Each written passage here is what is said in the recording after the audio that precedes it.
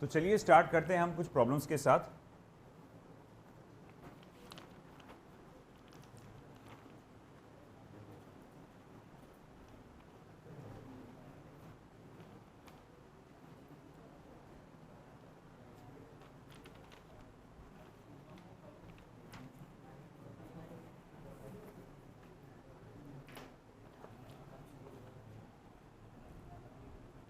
चलिए देखो पहला question,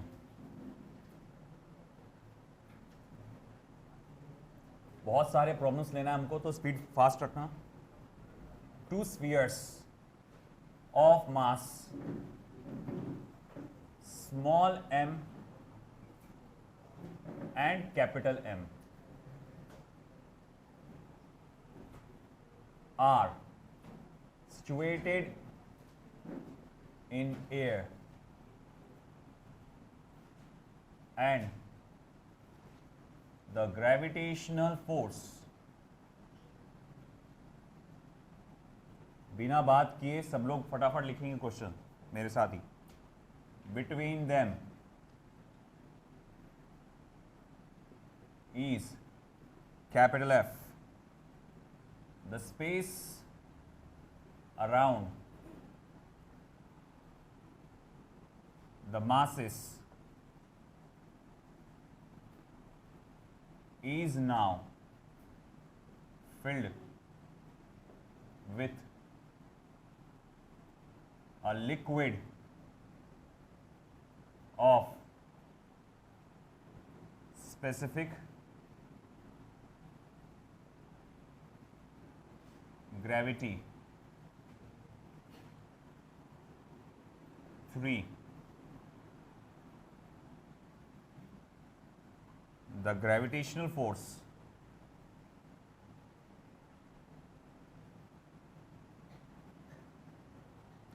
will now be, the gravitational force will now be, first option capital F, second option F upon 3, third option F upon 9 and the last option thrice F.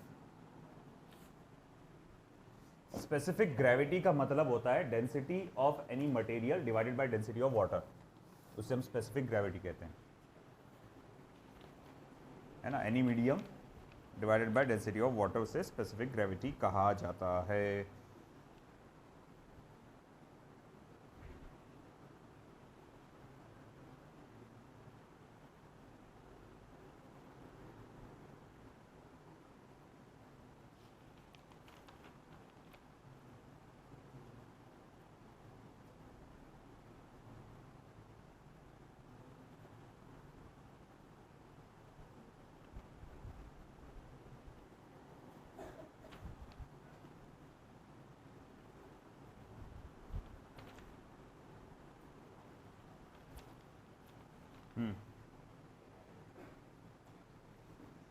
चलिए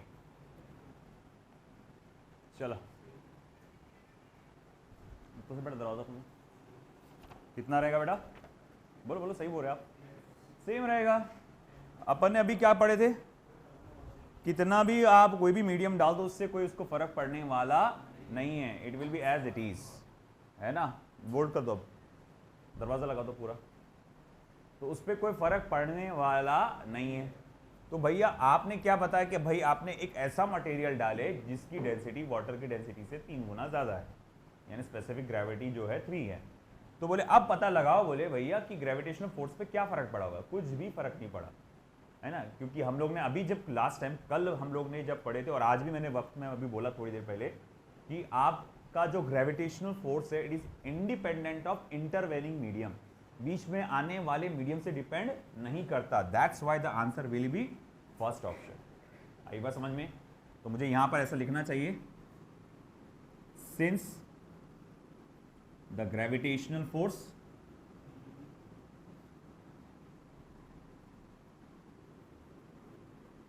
is independent of medium, it remains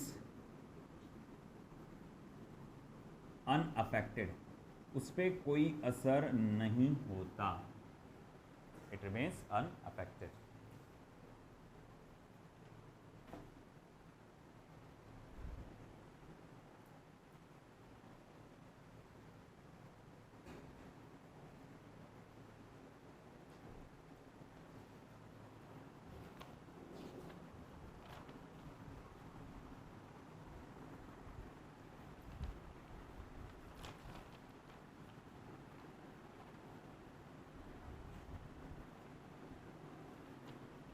हुआ बेटा?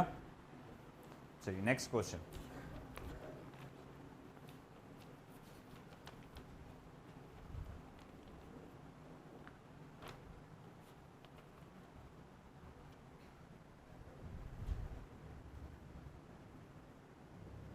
Suppose the gravitational force varies inversely as nth power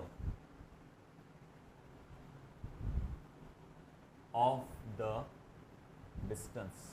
ऐसा मान के चलिए कि gravitational force vary करता है inversely to the nth power of the distance, then the time period of the planet in circular orbit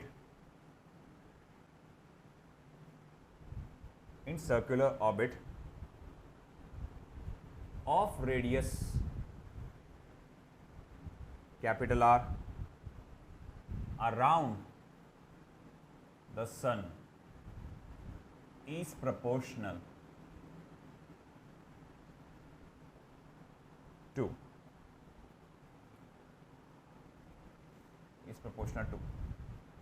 first option r raised to power n plus 1 divided by 2, second option r raised to power n minus 1 divided by 2, third option r raised to power n, and the last option r raised to power n minus 2 divided by 2.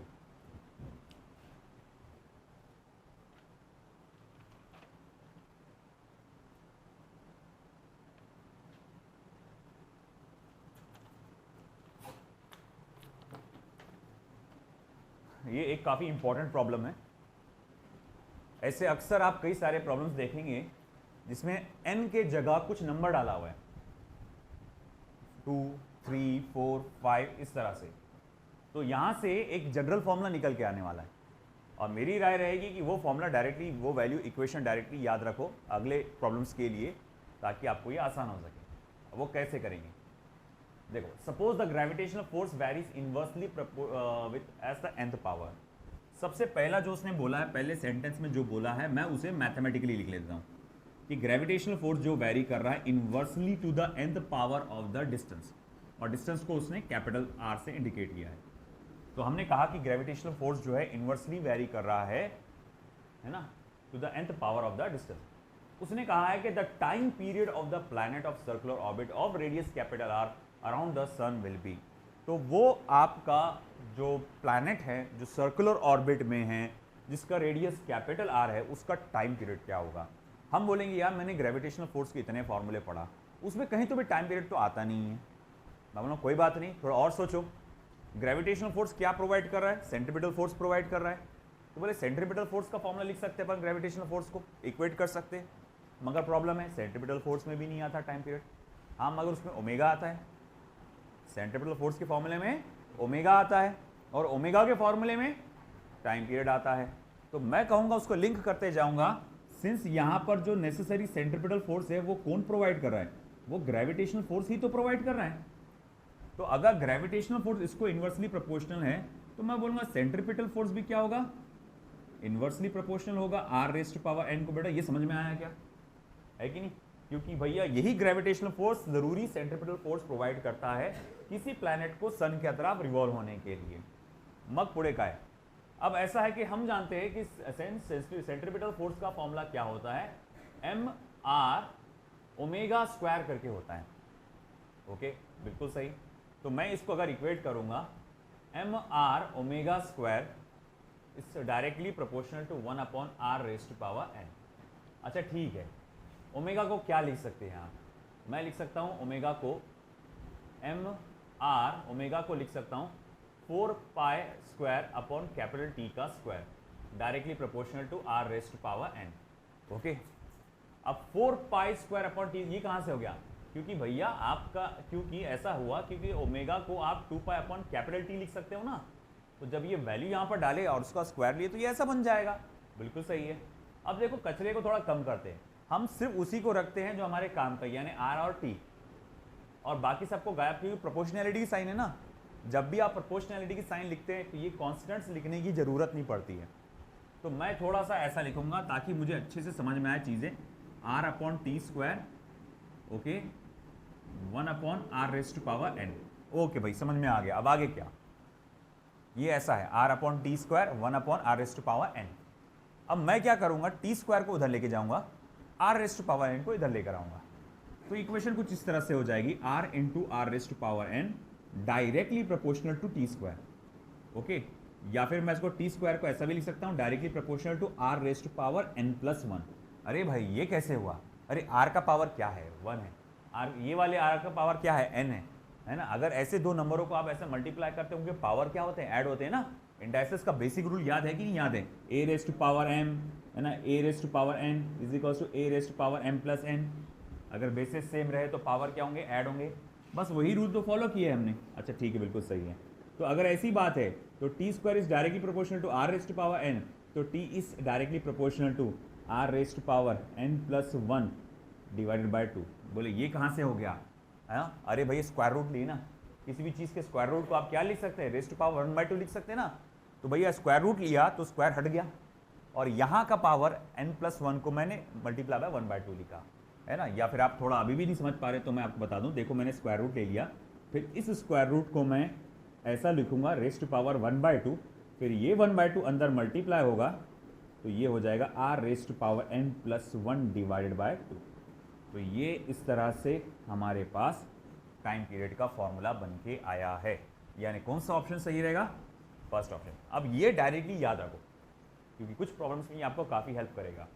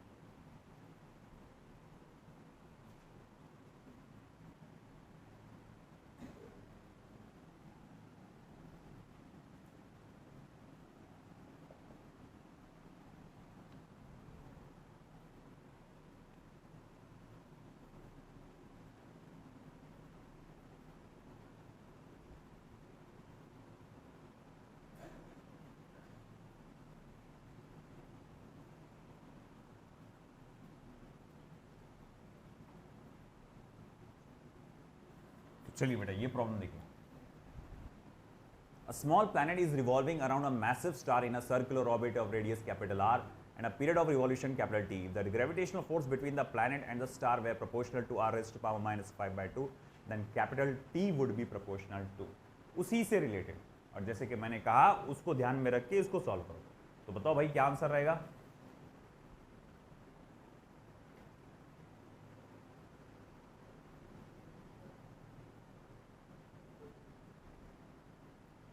क्या answer रहेगा? N की value ढूंढो, फॉर्मूले में डालो, solve करो.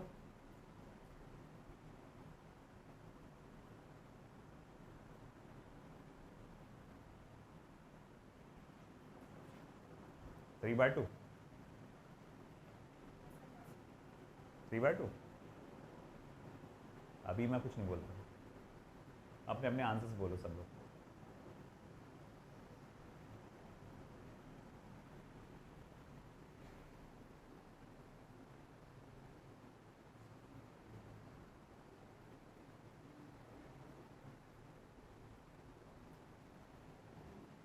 क्या लगता है? अच्छा एक बात बताओ, n की वैल्यू क्या है? दोनों क्वेश्चंस को पढ़ो अच्छे से, और सबसे पहला तो आपसे सवाल है n की वैल्यू क्या है. पहला वो आपको टास्क है.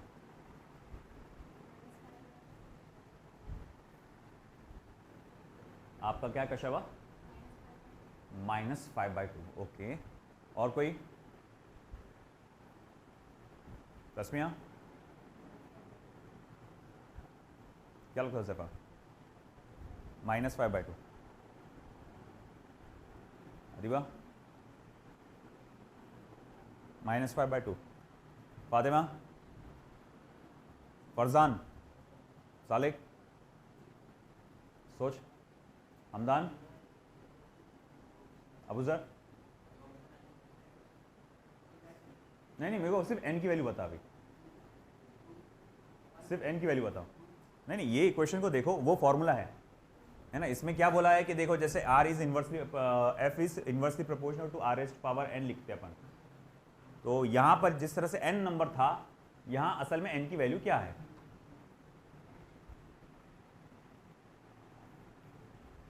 फॉर्मूले को देखो, क्वेश्चन को पढ़ो, इसको देखो, उसको देखो, इसको देखो, उसको देखो. n की वैल्यू बताओ.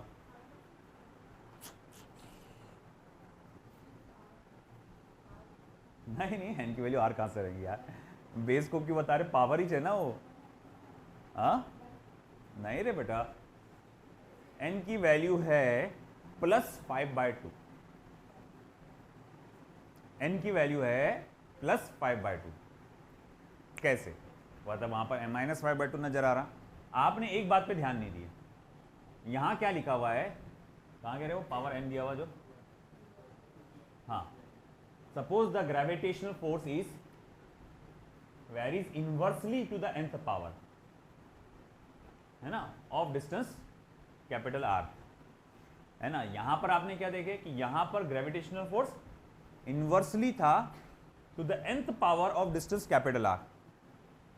अब यहां क्या देख, if the gravitation between the force and the planet and star were proportional to, तो यहां पर क्या दिया हुआ है? यहां पर अगर मैं देखूंगा ग्रेविटेशनल फोर्स, ये डायरेक्टली प्रोपोर्शनल टू क्या बोल रहा है? r raised to power -5/2.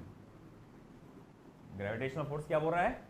Directly proportional to बोला है. इनवर्सली कहीं वर्ड इनवर्स नजर आ रहा है क्या आपको? हाँ नहीं हुआ.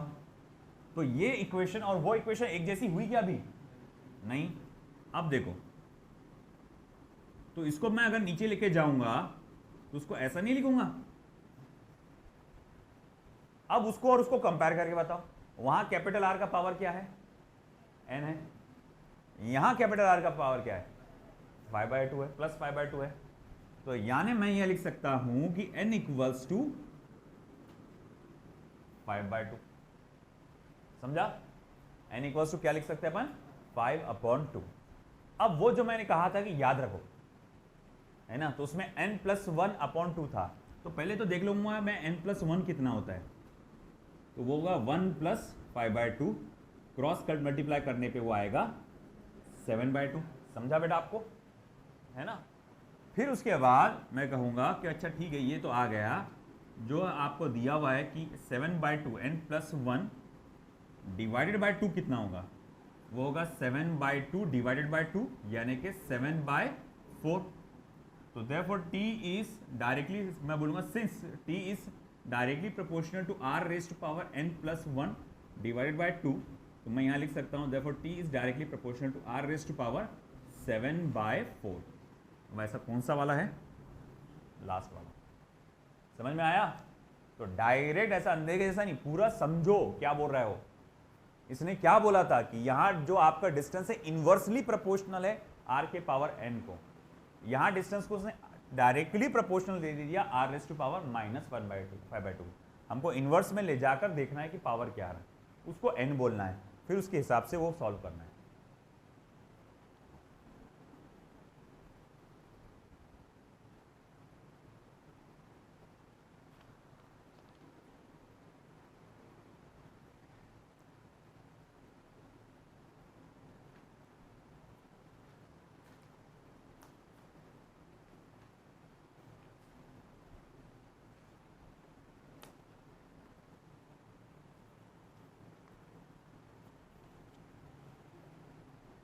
उधर का हो गया?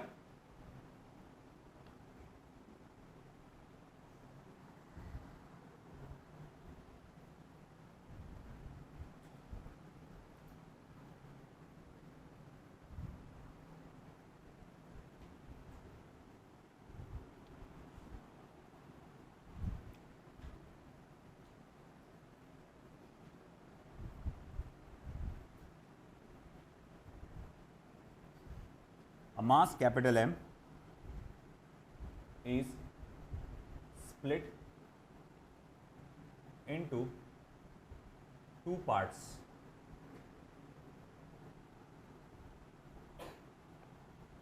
Small m and capital M minus small m,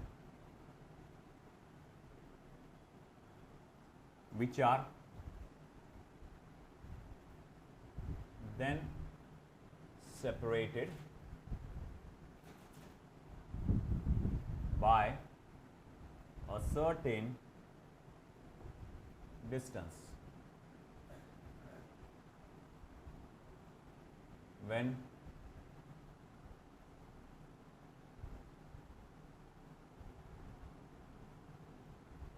what ratio of small m upon capital M maximize this the gravitational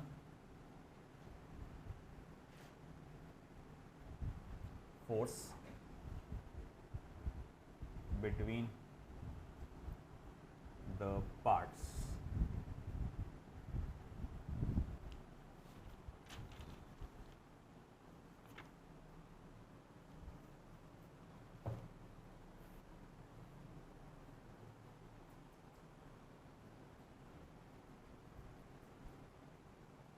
solution हो चुका है उधर का सब?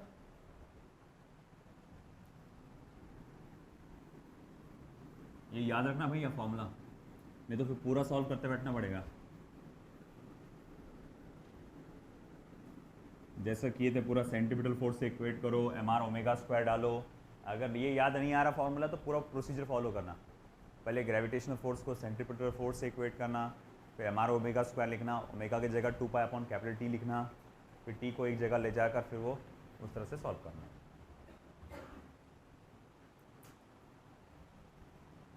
ये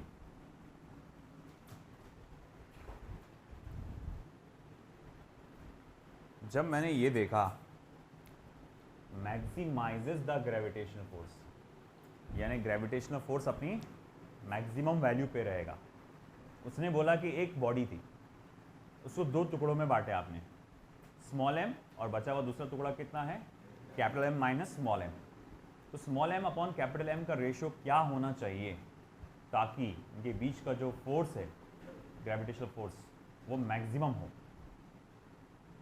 जैसे ये वर्ड मैंने मैक्सिमम सुना ना तो मेरे दिमाग में घंटी बज गई कि भैया यहाँ पर डेरिवेटिव का इस्तेमाल होगा। जी हाँ, अगर आपको याद होगा जब मैंने आपको डेरिवेटिव पढ़ाया था कि डेरिवेटिव का यूज़ होता है in order to calculate the maximum and minimum values. अगर किसी भी चीज़ का मैक्सिमम वैल्यू निकालना है तो उसका आप डेरिवेटिव ले लो, ज़ीरो से इक्वेट करो, फिर एक वैल्यू निकल के आएगी, है ना, और वो वैल्यू डालोगे तो आपको उसकी मैक्सिमम वैल्यू मिल जाएगी। आपको फोर्स की मैक्सिमम वैल्यू नहीं निकालना है, आपको सिर्फ ये पता लगाना है कि कब वो मैक्सिमम वैल्यू होगी, है ना, वो बीच वाला पार्ट जो होता है वो निकालना है, यानी small M upon capital M की वैल्यू क्या होगी ताकि फोर्स मैक्सिमम हो जाए। तो बोले फिर भी वो कैसे सॉल्व करेंगे, तो बहुत आसान है, कुछ भी नहीं है। इमेजिन करते हैं चलो कि यहां पर हमारे पास एक बॉडी है किसी रैंडम शेप की, इसका मास कैपिटल एम है ना, इसको दो टुकड़ों में मैंने बांटा, एक ये टुकड़ा है और ये बाकी का बचा हुआ टुकड़ा ये है। ओके, इसका मास कितना है स्मॉल एम और इसका मास कितना है capital M minus small M, और इनके बीच का जो डिस्टेंस है वो बेटा कितना है स्मॉल आर है। समझ में आया क्या? रैंडम शेप की एक बॉडी थी, उसे दो टुकड़ों में बांट के आपने अलग कर दिया। अब आप आर की वैल्यू नहीं फिक्स कर बदलने वाले, आर कांस्टेंट रहने वाला है यहाँ पे। हाँ, आप स्मॉल एम की वैल्यू बदल सकते हैं, थोड़ा ज़्यादा टुकड़ा ले लो, छोटा टुकड़ा ले लो, ऐसा। तो अब बात ये है बेटा कि small M upon capital M की वैल्यू क्या होना चाहिए ताकि इनके बीच में का फोर्स क्या हो, मैक्सिमम हो। सबसे पहले तो फोर्स क्या होगा वो पता लगाओ। बोले फोर्स, बोले वो तो बहुत आसान है, by Newton's law of gravitation, by Newton's law of gravitation. अगर मैं न्यूटन्स लॉ ऑफ ग्रेविटेशन को फॉलो करूं तो उसने हमको फॉर्मूला दिया है F equals to G small M, ये वाला मास कितना है, बोले स्मॉल एम, ये वाला मास कितना है capital M minus small M upon distance R का स्क्वायर, है ना। ये इसने हमको यहाँ तक फॉर्मूला दिया। यहाँ तक समझ में आया सभी को? एक बॉडी थी, उसके दो टुकड़े किए, एक का मास कितना है स्मॉल एम, दूसरे का मास कितना है capital M minus small M. आया समझ में? और हमने कहा कि अगर मैं उनको डिस्टेंस स्मॉल आर पे रखता हूँ तो उनके बीच का फोर्स क्या रहेगा, एफ रहेगा। ये ऐसा दिया जाएगा, ठीक है। अब यहाँ बताओ बेटा, इनमें से जब मैंने टुकड़े ऐसा तोड़ के अलग किया, है ना, तो ऐसी कौन सी चीज़ है यहाँ जो वेरिएबल है, मतलब बदली जा सकती है? Small M. मैंने क्या कहा, स्मॉल एम बदल सकते हैं, क्योंकि उसने वही पूछा ना कि small M upon capital M का क्या रेशियो होना चाहिए, मतलब बदलने वाली चीज़ें ये है। तो मैं बोलूँगा देखो स्मॉल एम यहाँ बदली जा सकती है, आर कैसा है, कांस्टेंट है। तो मैं क्या करूँगा, मुझे मालूम है कि अगर मुझे ग्रेविटेशनल फोर्स का मैक्सिमम वैल्यू निकालना है तो मुझे इसका डेरिवेटिव लेना पड़ेगा, जीरो से इक्वेट करना पड़ेगा। तो सबसे पहले सवाल ये उठा कि डेरिवेटिव लूंगा मगर किसके रिस्पेक्ट में, है ना, आर के रिस्पेक्ट में। टाइम थोड़ी आता, हमेशा टाइम से थोड़ी लेते बैठते अपन। तो बोले यहाँ पर जो वेरिएबल है उसके रिस्पेक्ट में लेना पड़ेगा, तो बोले स्मॉल एम के। तो आपको यहाँ पर फॉर एफ मैक्स, मतलब आपको अगर फोर्स की मैक्सिमम वैल्यू चाहिए तो आपको क्या करना है, फोर्स के फॉर्मूले को डेरिवेट करना है स्मॉल एम से और उसे जीरो से इक्वेट करना है। इसका डेरिवेटिव लेंगे स्मॉल एम से और उसे जीरो से इक्वेट करेंगे। तो चलो ठीक है, मैं लिखूंगा therefore D F upon D M क्या आएगा, तो एफ की वैल्यू क्या है, तो D by D into small M is equals to G. मैं एक काम करूँ बेटा, ये स्मॉल एम को अंदर मल्टीप्लाई कर दे रहा हूँ, तो small M into capital M minus small M का स्क्वायर अपॉन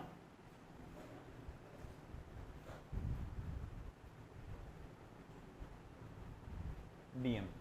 तो मैंने क्या, अच्छा ये इक्वल टू का साइन डाल दिया था गलती से मैंने यहाँ पे, सॉरी। हाँ, तो डी बाई डी एम जैसे कि वैसे ही लिखा, और मैंने क्या किया फिर इसका ये एफ का वैल्यू यहाँ पर डाल दिया मैंने, G small M into capital M minus M का स्क्वायर अपॉन आर स्क्वायर, ये मैंने डाल दिया। अब इसमें बेटा ऐसा है कि यहाँ पर जी अपॉन आर स्क्वायर को अपन बाहर निकाल सकते हैं क्योंकि वो कांस्टेंट है। तो जी अपॉन आर स्क्वायर बाहर निकला, डी अपॉन डी एम को मैंने ऐसा लिखा, अंदर क्या रह जाएगा, small M into capital M minus M square रह जाएगा, है ना। अब इसका डेरिवेटिव लेने वाले हैं हम लोग। तो देखो जी अपॉन आर स्क्वायर जब डेरिवेटिव लेंगे तो यहाँ पर सिर्फ कैपिटल एम बच जाएगा यहाँ पर, और यहाँ पर माइनस ट्वाइस एम बच जाएगा, है ना। बोले ये कैसे हुआ? अरे भाई ए एक्स का derivative with respect to X क्या होता है, ए होता है ना। तो वैसी जैसा ए एक कांस्टेंट है, यहां पर कैपिटल एम कांस्टेंट है, जैसे कि एक्स वेरिएबल है तो यहां पर स्मॉल एम वेरिएबल है। तो अगर ए एक्स का डेरिवेटिव ए रह जाता है तो small M into capital M का derivative with respect to small M capital M रह जाएगा, और एम स्क्वायर का डेरिवेटिव ट्वाइस एम। बोले ये कहां से, अरे भैया एक्स स्क्वायर का डेरिवेटिव क्या होता है, ट्वाइस एक्स होता है ना, तो एम स्क्वायर का डेरिवेटिव क्या हो जाएगा, ट्वाइस एम। तो ये मेरे पास जो फॉर्मूला आया ये D F upon D M का आ गया। फिर से देख लो बेटा, फिर से देख लो, मैंने क्या किया कि मैं बोलूँ एफ मैक्स के लिए मैं D F upon D M को जीरो से इक्वेट करने वाला हूँ। तो बोले सबसे पहले तो D F upon D M होगा कितना ये बताओ। तो डी बाई डी एम मैंने ये वाला फॉर्मूला डाल दिया, हाँ जी डाल दिया, मगर ये वक्त डालते वक्त मैंने एक काम किया, स्मॉल एम को अंदर ब्रैकेट में मल्टीप्लाई कर दिया। तो small M into capital M minus small M का स्क्वायर अपॉन आर स्क्वायर, ये जी और आर स्क्वायर कॉन्स्टेंट है उसे बाहर निकालो, हाँ जी निकाल दिए। अब अंदर दो टर्म है, दोनों टर्म का डेरिवेटिव लेना है with respect to small M. Small M into capital M का डेरिवेटिव वो सिर्फ कैपिटल एम रह जाएगा क्योंकि ए एक्स का डेरिवेटिव ए होता है, और माइनस एम स्क्वायर का डेरिवेटिव ट्वाइस एम रह जाएगा।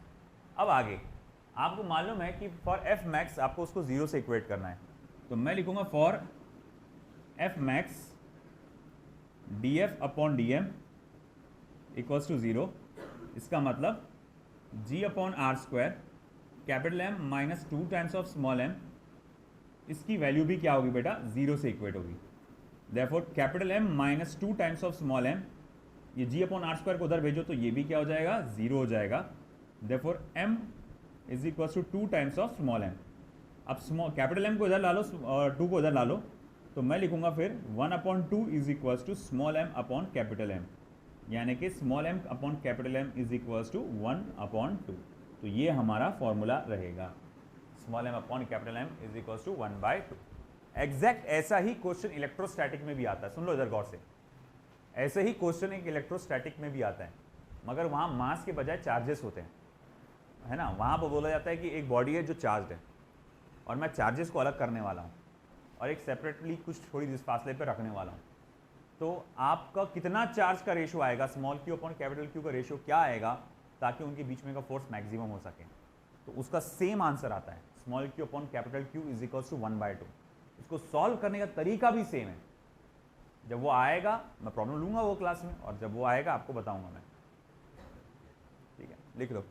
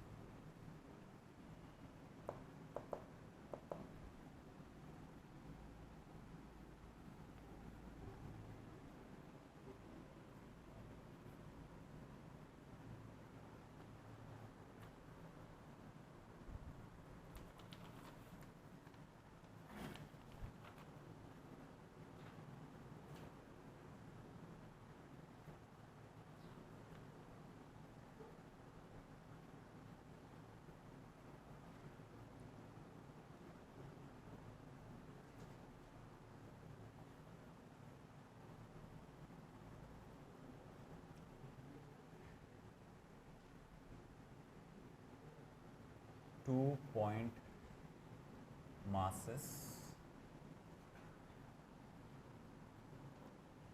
A and B having masses in ratio 4:3 are separated by a distance of 1 meter when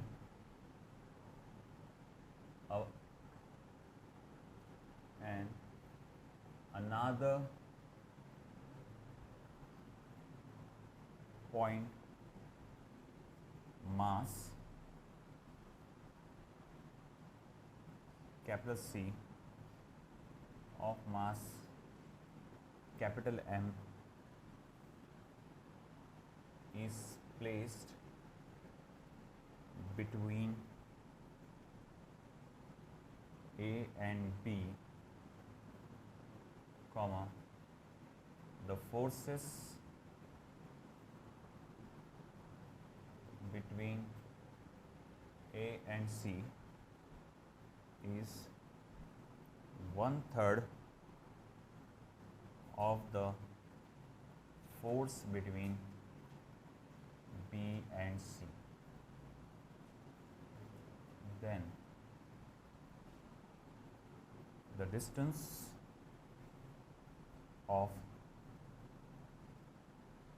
C from A is, first option 2/3 meters, second option 1/3 meters, third option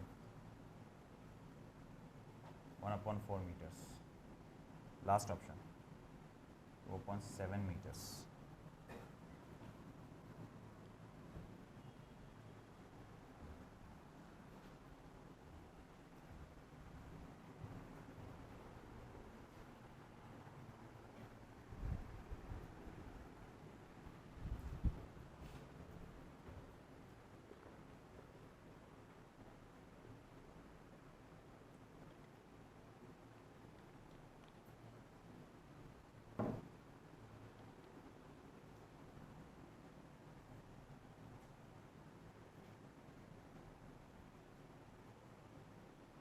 ready?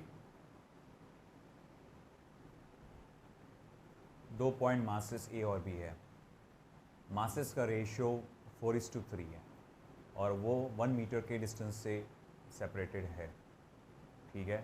When another point mass of C of mass M is placed between A and B, the force between A and C is 1/3 of the force between B and C.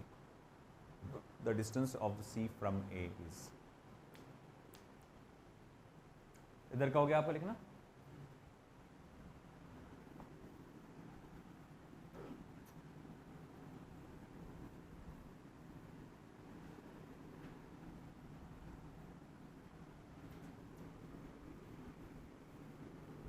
कुछ भी समझ में नहीं आए तो बस वो picturise करना चालू कर दो, उसको लिखना चालू कर दो उसको किताब पे.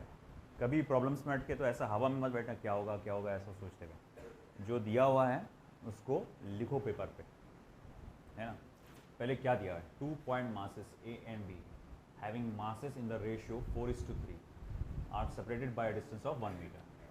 तो मैं थोड़ा सा पिक्चराइज करता हूँ. देखो ये एक मास है एम ए और ये दूसरा मास है एम बी, है ना. और इनके बीच का जो डिस्टेंस है वो 1 मीटर मुझे दिया गया है. और दूसरी खास बात मुझे दी गई है कि M A upon M B is equals to 1:3. ये पहला सीन. ओके, आगे 4:3 सॉरी 4:3. ओके, फर्स्ट सीन है ये. अब आगे उसने बोला है when another point mass C of mass capital M is place between A and B. फिर क्या हुआ, ये पहला सीन था. दूसरे सीन में हमने ये देखा, ये फिर से वही है मास एम ए, ये है मास एम बी. इनके बीच का डिस्टेंस तो 1 मीटर ही है. बस यहाँ एक और चीज़ हो गया, एक और मास आ गया, है ना, जो का नाम है उसका क्या है, सी. तो चलो इसका मास एम सी पकड़ लेंगे, इसको नाम देते हैं ए बी और ये आ गया सी, है ना. अब ये आ गया तीसरा मास, तो हर कोई एक दूसरे को क्या करेगा, अट्रैक्ट करेगा. तो इन दोनों में फोर्स ऑफ अट्रैक्शन होगा, इन दोनों में भी फोर्स ऑफ अट्रैक्शन होगा, नो डाउट इन दोनों में भी फोर्स ऑफ अट्रैक्शन है, ठीक है. तो मगर इसने बोला है द फोर्स, आगे क्या लिखा हुआ है देखो, the force between A and C is 1/3 of the force between B and C. ये देखो यहाँ ये दोनों एक दूसरे को अट्रैक्ट करेंगे, तो इनका जो फोर्स रहेगा एफ ए सी रहेगा. ये दोनों भी एक दूसरे को अट्रैक्ट करेंगे, इनका भी जो फोर्स रहेगा FBC रहेगा। अच्छा, अगर यहां से लेकर यहां तक का डिस्टेंस x है तो यहां से लेकर यहां तक का डिस्टेंस क्या होगा, 1 - x नहीं होगा? नहीं समझा? अरे भैया ये 1 मीटर है, तुमने यहां से लेकर यहां तक के डिस्टेंस को क्या पकड़ के चले, x, तो इसको क्या पकड़ सकते, 1 - x है ना। 1 में से x को माइनस कर दो तो इतना बचा हुआ है ये, ठीक है। अब जो उसने बोला है, मैं इस सेंटेंस को मैथमेटिक्स में लिखता हूं। इसने क्या बोला है, the forces between A and C is 1/3 of the forces between B and C। तो forces between A and C is 1/3 of the force between B and C। अब देखो यहां तक के क्या हुआ, यहां तक जो आपने सब कुछ किया, मैंने सिर्फ क्वेश्चन को यहां पेपर पे उतारा, मैथमेटिक्स के फॉर्म में और डायग्राम के फॉर्म में। कहा कि भाई दो मासेस है, उनके बीच का डिस्टेंस है, उनके मासेस का रेशो है, फिर तीसरा मास डाल दिया गया बीच में, है ना। और फिर बोले उस, अब जैसा यहाँ ये चीज़ें मैंने थोड़े से ब्लैक में जो है वो ऐड किया अपने मन से, कि मैंने बोला अच्छा ठीक है, ये डालने से मेरा दिमाग लॉजिकली ये मालूम है कि ये डालते से अपने को एक दूसरे को क्या करेंगे, अट्रैक्ट करेंगे, ये भी एक दूसरे को अट्रैक्ट करेंगे, उनका फोर्स क्या रहेगा अपन ने बता दिए। और थोड़ा सा मैंने डिस्टेंस के बारे में बता दिया कि x ये रहेगा, 1 - x ये रहेगा। डिस्टेंस इसलिए बताया क्योंकि वही पूछा है उसने कि the distance of C from A is, ये AC डिस्टेंस को पूछा है, पता नहीं ना कितना है, तो x पकड़ लो उसको, तो बोले ये कितना हुआ फिर 1 - x। अब आगे क्या, अब यहाँ इतना लिखने के बाद मेरे दिमाग में आइडिया आ गया, अब मुझे इसका सिर्फ फॉर्मूला लिखना है इसमें, FAC का और FBC का। बोले FAC का फॉर्मूला क्या आएगा, G capital G MA into MC upon x का स्क्वायर इंटू 1/3। अब FBC का फॉर्मूला क्या आएगा, capital G MB into MC upon 1 - x का होल स्क्वायर इंटू 1 - x का होल स्क्वायर। अब देखो यहाँ क्या हुआ फिर, कैपिटल G क्या हो गया, कैंसिल। अब MA अपॉन MB कितना है बेटा, 4/3 है। इसका मतलब ये है कि मैं MA को क्या लिख सकता हूँ, 4/3 टाइम्स ऑफ MB लिख सकता हूँ, है ना। तो मैं क्या करता हूँ, उस MA की जगह 4/3 टाइम्स ऑफ MB लिख देता हूँ। 4/3, अच्छा MC को भी कैंसिल कर देता हूँ, 4/3 टाइम्स ऑफ MB, MA के जगह upon x square is equals to 1/3 और MB जैसे के वैसे ही अपॉन 1 - x का होल स्क्वायर। अब आगे क्या हुआ, MB कैंसिल हो गया, MB कैंसिल हो गया, और इतना ही नहीं, ये 3 और 3 भी कैंसिल हो गया, दोनों डिनोमिनेटर में है ना, ये कैंसिल हो गया। बचा क्या फिर, 4/x स्क्वायर 1/1 - x का होल स्क्वायर। अच्छा एक काम करो, स्क्वायर रूट ले लो तो सब हट जाएगा वहाँ पर से, तो बोले 4 का हो जाएगा 2, ये स्क्वायर हट जाएगा, x बचेगा क्या, 1 - x। अब करो क्रॉस मल्टीप्लाई, 2 को 1 - x से मल्टीप्लाई करो तो 2 - twice x is equals to x 1 ज़ा x, यानी कि 2 is equals to thrice x। इसका मतलब ये हुआ x इज इक्वल्स टू 2/3। तो ये x की वैल्यू आ जाएगी 2/3। कौन सा ऑप्शन सही है, फर्स्ट ऑप्शन। समझ में आया भाई? ये हमने बस सिंपली क्या किए, जो पहले क्वेश्चन लिखा हुआ था वो यहाँ तक लिखा, फिर FAC FBC की वैल्यू डाला, फॉर्मूला डाला उसका, चीज़ें अपने आप कैंसिल होते गई, है ना। यहाँ पर ये देखा कि G और MC कैंसिल हो गया क्योंकि दोनों LHS RHS में है, MA की जगह उसकी वैल्यू डाला, और फिर आगे का कैलकुलेशन आप देख सकते हैं।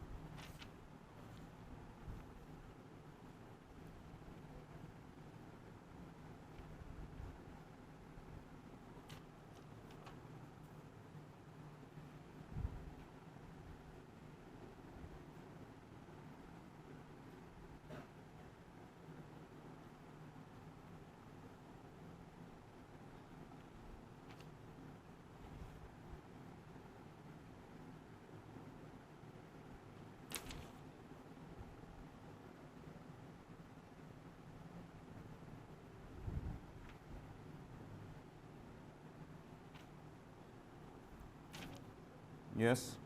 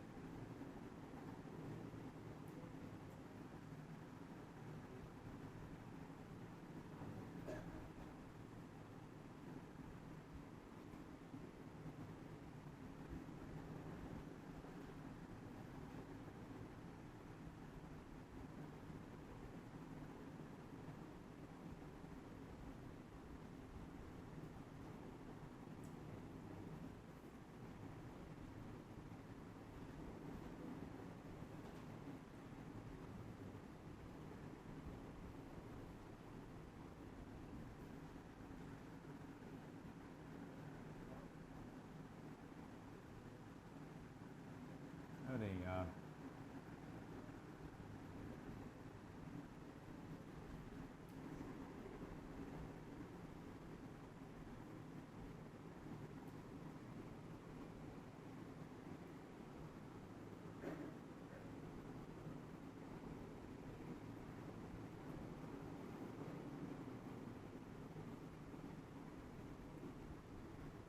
थोड़ा सा ये इधर ले लिया मैंने डायग्राम।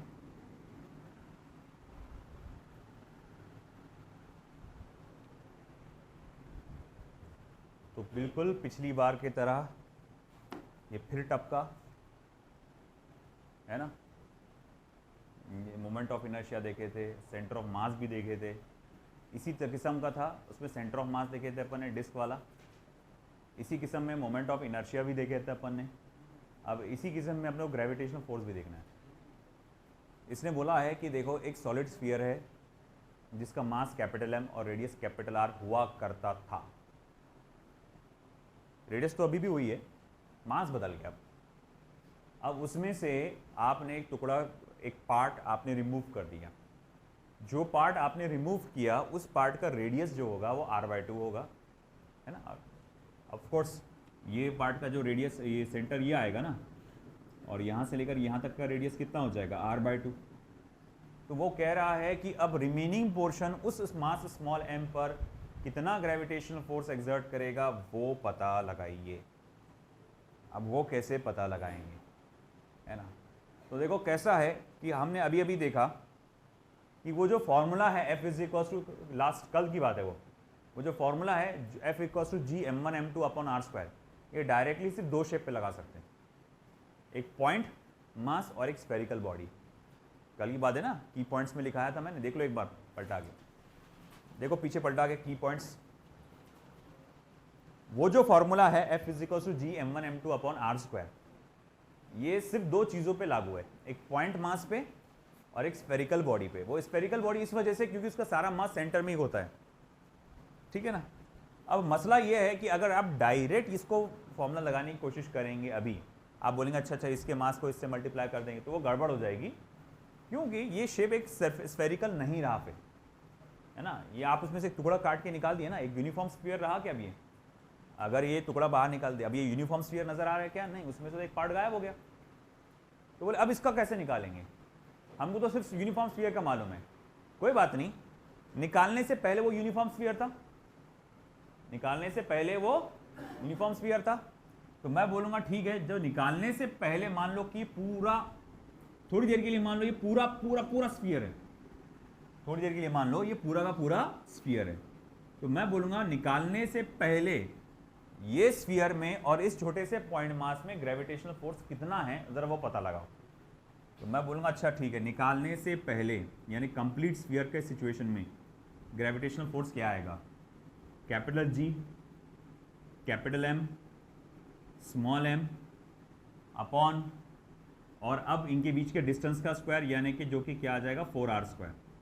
बोलिए ये कैसा हुआ, अरे भैया इनके बीच का डिस्टेंस क्या है, ट्वाइस आर है ना, इसके सेंटर का इसका डिस्टेंस क्या है, ट्वाइस आर है, तो डिस्टेंस का स्क्वायर लेते हैं ना अपन, तो ट्वाइस आर का स्क्वायर। ये समझ में आया भाई, इसमें बहुत बड़ा तोप नहीं था, ये तो लॉजिकल बात थी कि निकालने से पहले ये पार्ट का ग्रेविटेशनल फोर्स क्या था।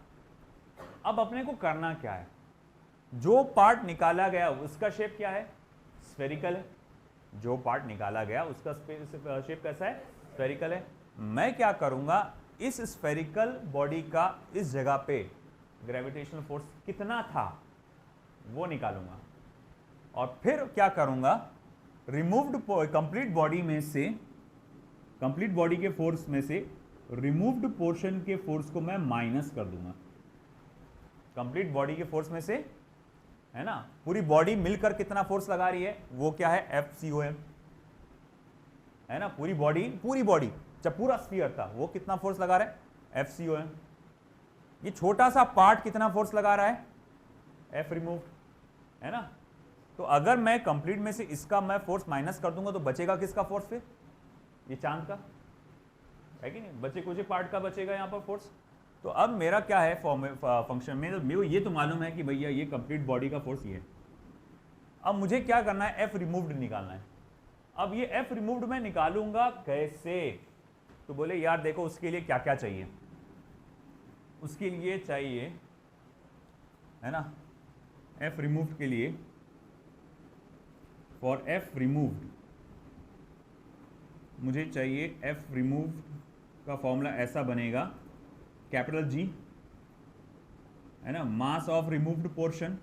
तो मास ऑफ रिमूव्ड पोर्शन को मैं mr से बता देता हूँ, और वो पार्टिकल का मास, हाँ जी बोले स्मॉल m, और उनके बीच का डिस्टेंस, तो बोले यहाँ से लेकर यहाँ तक का डिस्टेंस क्या होगा, देखो भाई ये तो r है और ये r/2 है, तो ये हो जाएगा 3r/2। 3r/2 का स्क्वायर क्या हो जाएगा, 9r²/4, 4 चला जाएगा ऊपर, 4/9 GMR × m अपॉन r²।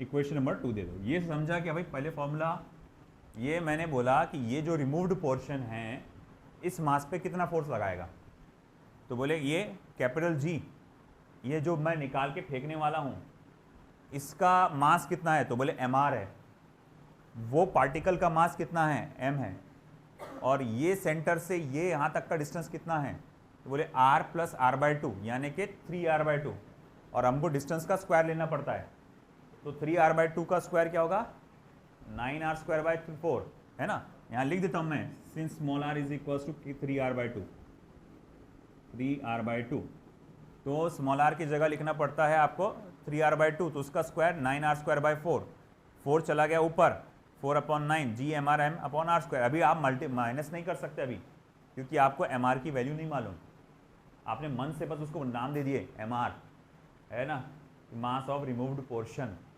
अब हमारा मेन चैलेंज है मास ऑफ रिमूव्ड पोर्शन निकालना। अब वो कैसे निकालेंगे, मास ऑफ रिमूव्ड पोर्शन, तुम थोड़ा जल्दी लिखा करो यार बहुत, तो अब इसमें से कर लेना, ऑनलाइन से कर लेना। बाकी का कैसे हो जा रहा है थोड़ा ये भी सोचना, कशावर बाकी का कैसे हो जा रहा है, कशावर सॉरी क्या कशा, हाँ बाकी सब लोग ने लिख के रख दिया, आपका अकेले का बाकी रह जा रहा। ओके, मैं आपको ट्रांसफ़र कर दूंगा इसका स्क्रीनशॉट, आप इसमें से लिख लेना। तो ठीक है, अब देखो यहाँ पे हम लोग ने कहा कि मास ऑफ रिमूव्ड पोर्शन क्या होगा। अब मैंने कई बार आपको बताया कोई भी टुकड़े का मास कैसे निकालते हैं, कोई भी पीस का, कोई भी पार्ट का मास कैसे निकालते हैं, बताओ भाई। अगर लीनियर बॉडी है, मान लो कि पूरा रॉड है, और आपको एक छोटे से पार्ट का मास निकालना है, कैसे निकालेंगे, total mass upon total length multiply by ये लेंथ। अगर 2 डायमेंशनल बॉडी है, जैसे कि डिस्क या प्लेट कुछ भी है, आपको एक छोटे से पार्ट का मास निकालना है, तो कैसे निकालेंगे, total mass upon total area multiply by वो आपका गिवन एरिया। अब ये 3 डायमेंशनल बॉडी है, तो उसका मास कैसे निकाले, total mass upon total volume multiply by the volume of the given part. अब अगर मुझे ये वाला वॉल्यूम निकालना है तो ये कैसे, मास निकालना है सॉरी, कैसे निकालेंगे? Total mass upon total volume, जो कि क्या आएगा 4/3 pi capital R cube. Total mass upon total volume 4/3 pi capital R cube. अब वो पार्ट का वॉल्यूम कितना आएगा? तो 4/3 पाई उसकी रेडियस का क्यूब, यानी r/2 का होल क्यूब। तो मैं इसको ऐसा लिख सकता हूं कि m, ये देखो 4/3 पाई कैंसिल, ये आर क्यूब और उसके अंदर आने वाला आर क्यूब भी कैंसिल हो जाएगा, बचेगा क्या? सिर्फ m/8। क्या बच जाएगा? m/8। तो पता ये चला जिस हिस्से को आपने रिमूव करके निकाला है उसका मास असल में कितना है? m/8। तो अब अगर ये इक्वेशन नंबर 2 को मैं लिखूंगा वापस से, तो from 2 force of removed portion क्या रहेगा? फोर्स ऑफ रिमूव्ड पोर्शन क्या रहेगा? 4/9 multiply by capital G. Mass of removed portion कितना है? m/8 multiply by small m upon क्या है? r²। अब देखो 4 1 जा 4 2 जा और ये 2 9 जा 18, तो 1/18 G capital M small m upon ये क्या रहेगा आपका r का स्क्वायर। इसे इक्वेशन नंबर 3 दे दो। तो फिर मैं बोलूंगा अच्छा ठीक है, देखो फोर्स ऑफ रिमेनिंग पोर्शन क्या रहेगा? जो बचा कुचा एरिया है उसका फोर्स क्या रहेगा? तो force of complete body minus force of removed part. अच्छा ठीक है, फोर्स ऑफ कंप्लीट बॉडी क्या है? G capital M small m upon 4r² minus G capital M small m upon 18r²। अब ऐसा है कि चलो G capital M small m को कॉमन निकालो, G capital M small m common निकला अपॉन r², बचा क्या? 1/4 माइनस 1/18। अब चलो ठीक है, इसमें अब आपने वो करना क्या है? ये चलो फिर क्रॉस मल्टीप्लाई करो इसको, देखो कितना आता है। 18 - 4 कितना होगा बेटा? वो भी नहीं मालूम आपको? 18 - 4 कितना होता करके? 18 - 4 नहीं मालूम? 80 तोबा, क्रॉस मल्टीप्लाई करो। 18 - 4 क्या हो जाएगा? 14 मल्टीप्लाई बाय 4/18। अब देखो 2 2 जा 2 7 जा, तो ये हो जाएगा 7/36 G capital M small m upon r²। 7/36 G of capital M into small m upon r², and that will be your answer. ये इस तरह से आपका आंसर आया 7/36 G capital M small m upon r²। That's the answer. देख लो अच्छे से फिर से। हमने कहा कि वो रिमेनिंग पोर्शन जो शेडेड रीजन उसका फोर्स कितना रहेगा, तो मैं क्या करूंगा? फोर्स ऑफ कंप्लीट बॉडी में से इस पार्ट के फोर्स को मैं माइनस करूंगा।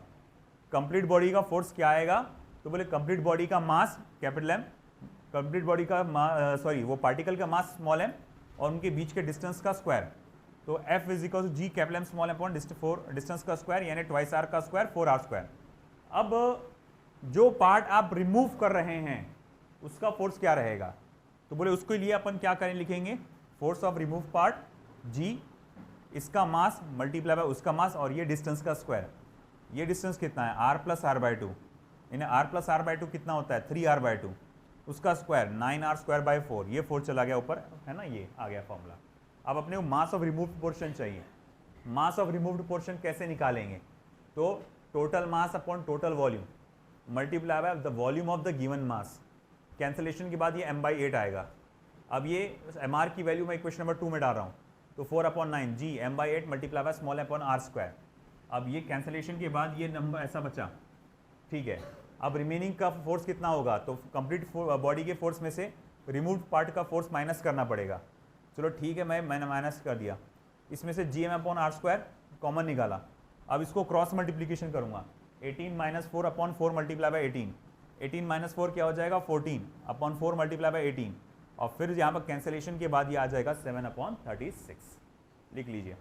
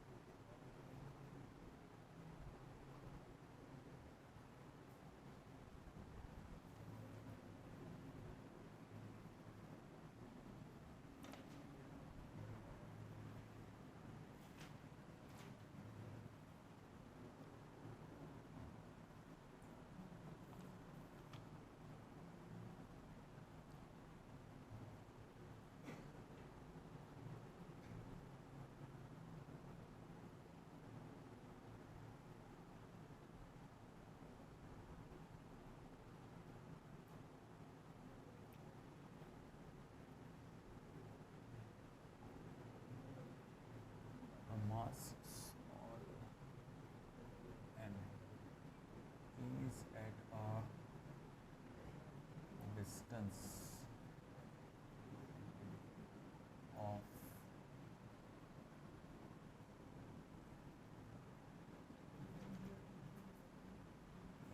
from center of a uniform rod of length small n and mass capital M, the gravitational force on the mass due to the rod is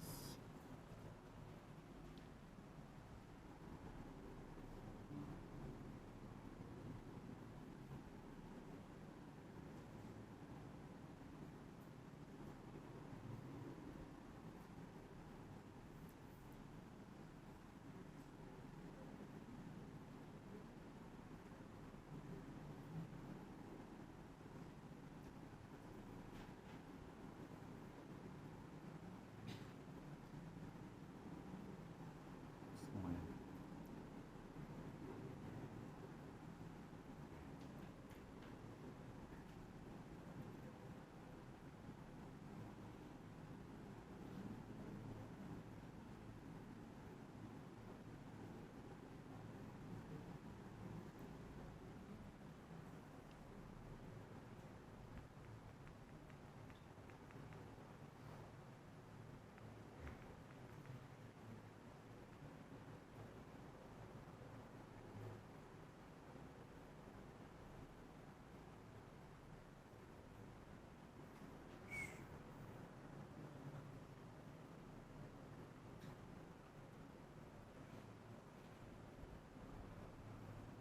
तो एक छोटा सा मास है स्मॉल m, ये वो लिखना हो गया आपका बेटा,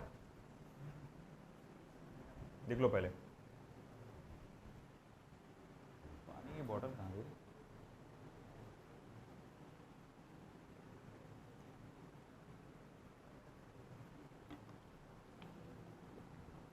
अमजद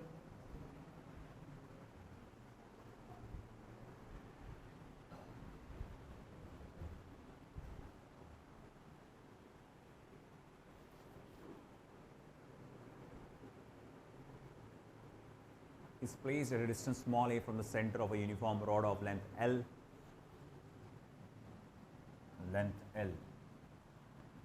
small l है ना, and mass capital M. The gravitational force on the mass is, आपको याद होगा अब वो फॉर्मूला जो है F equal to G m1 m2 upon r square, direct आप यहाँ पर लगा नहीं सकते, इंटीग्रेशन का यूज़ करेंगे। इंटीग्रेशन में आप क्या करते हैं, हमेशा बॉडी का एक छोटा सा हिस्सा पकड़ते हैं, आप देखते हैं कि उसके वजह से कितना फोर्स आएगा, फिर उसको इंटीग्रेट करते हैं पूरी बॉडी पे। सोचिए थोड़ा सा अपना दिमाग लड़ाई, एक छोटा सा पार्ट पकड़ो रॉड का, उसका मास dm पकड़ लो, उसका लेंथ dx पकड़ लो, और डिस्टेंस स्मॉल m से x पकड़ लो। देखो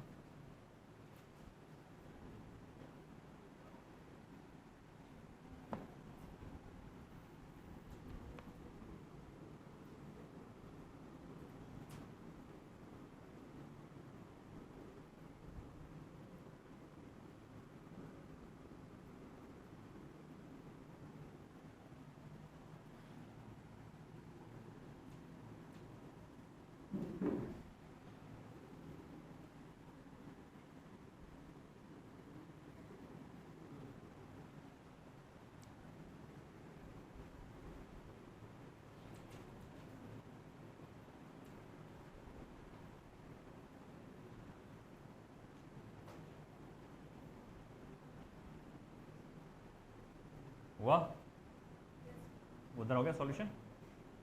चलो उधर ध्यान दो सब लोग। तो एक छोटा सा पार्ट कंसीडर किया मैंने, उस छोटे से पार्ट का मास क्या है dm, लेंथ क्या है dx, और डिस्टेंस फ्रॉम द पॉइंट जहाँ से फोर्स निकालना हुआ है कितना x। हमेशा याद होगा आपको, तीन बातें बोला था मैंने, क्या क्या रखना उसका ध्यान, मास, उसकी लेंथ और उसका distance from the given point या एक्सिस ऑफ रोटेशन जो भी रहे।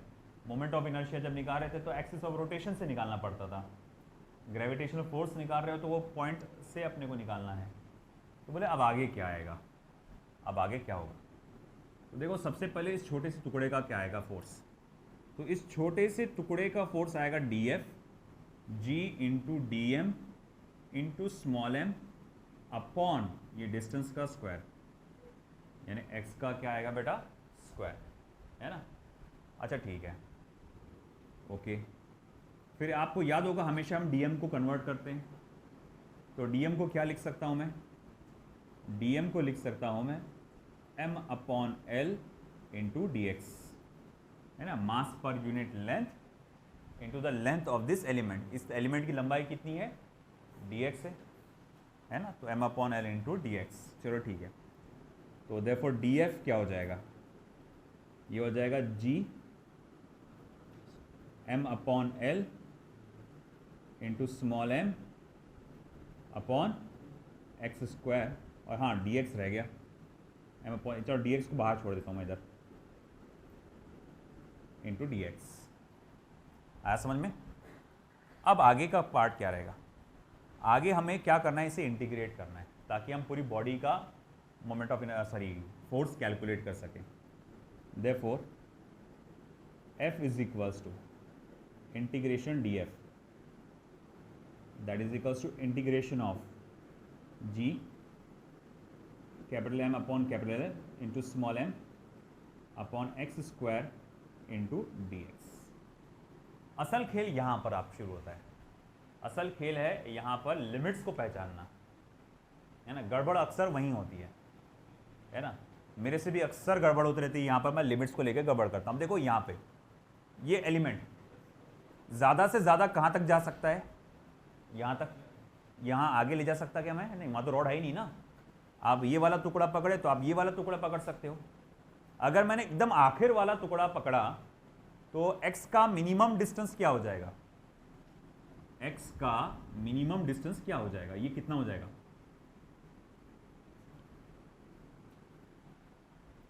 Mass of m is outer distance a, centre of uniform rod of length l, mass m, centre of uniform rod है ना, बराबर। हाँ, तो चलिए मुझे बताइए कि ये डिस्टेंस कितना हो जाएगा, ये मिनिमम डिस्टेंस कितना हो जाएगा, ये वाला कितना हो जाएगा। अगर ये एलिमेंट मैंने यहां पकड़ा तो x की वैल्यू को मैं क्या लिख सकता हूं,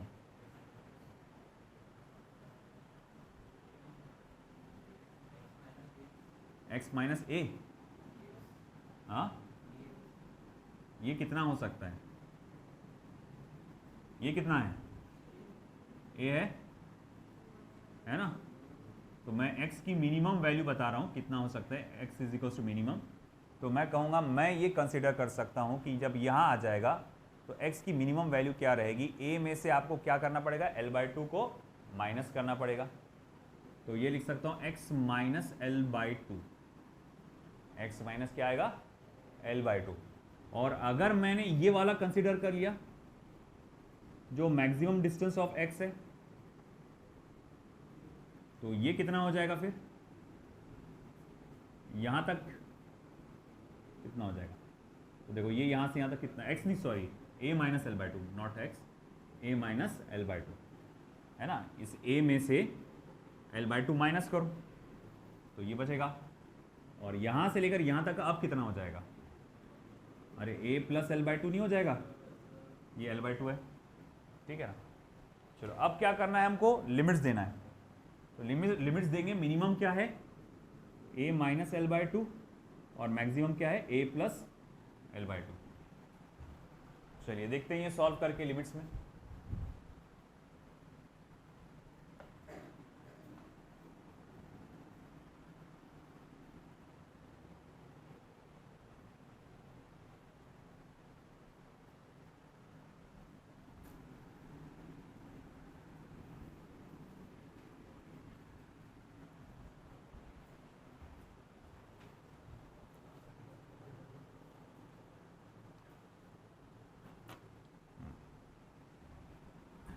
तो G M M upon L को मैं बाहर निकालता हूँ, G capital M small M upon L बाहर निकला,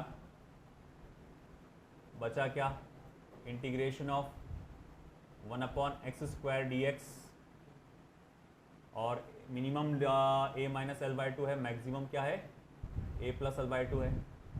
1 अपॉन एक्स स्क्वायर का इंटीग्रेशन माइनस 1 अपॉन एक्स होता है, therefore F is equals to G, अभी लिखना मत ये हो जाएगा माइनस 1 अपॉन एक्स, लिमिट्स आ जाएंगे A minus L by two to A plus L by two, फिर उसके बाद माइनस साइन को बाहर निकाल लो, या फिर मैं माइनस साइन अगर दे दूंगा तो चलो ठीक है, माइनस साइन को बाहर निकालो, ये हो जाएगा 1 upon A plus L by two minus 1 upon A minus L by two.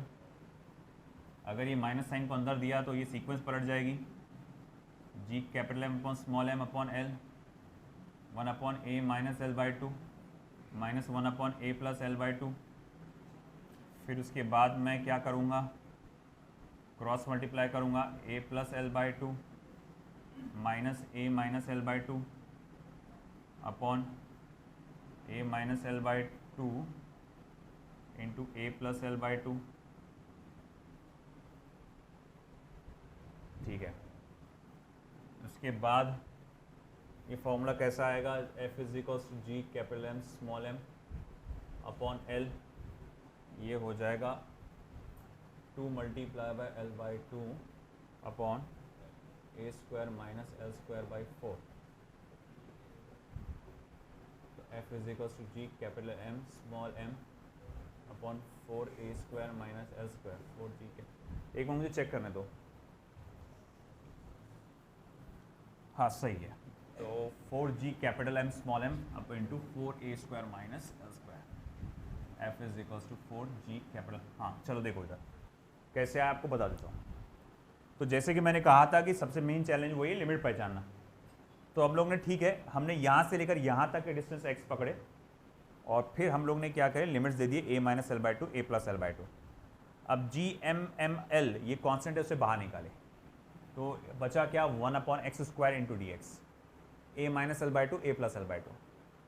1 upon X square का इंटीग्रेशन माइनस 1 अपॉन एक्स होता है, कई बार देख चुके अपन, minus 1 upon X, minus sign को निकालो बाहर, upper limit A plus L by to, lower limit A minus L by two.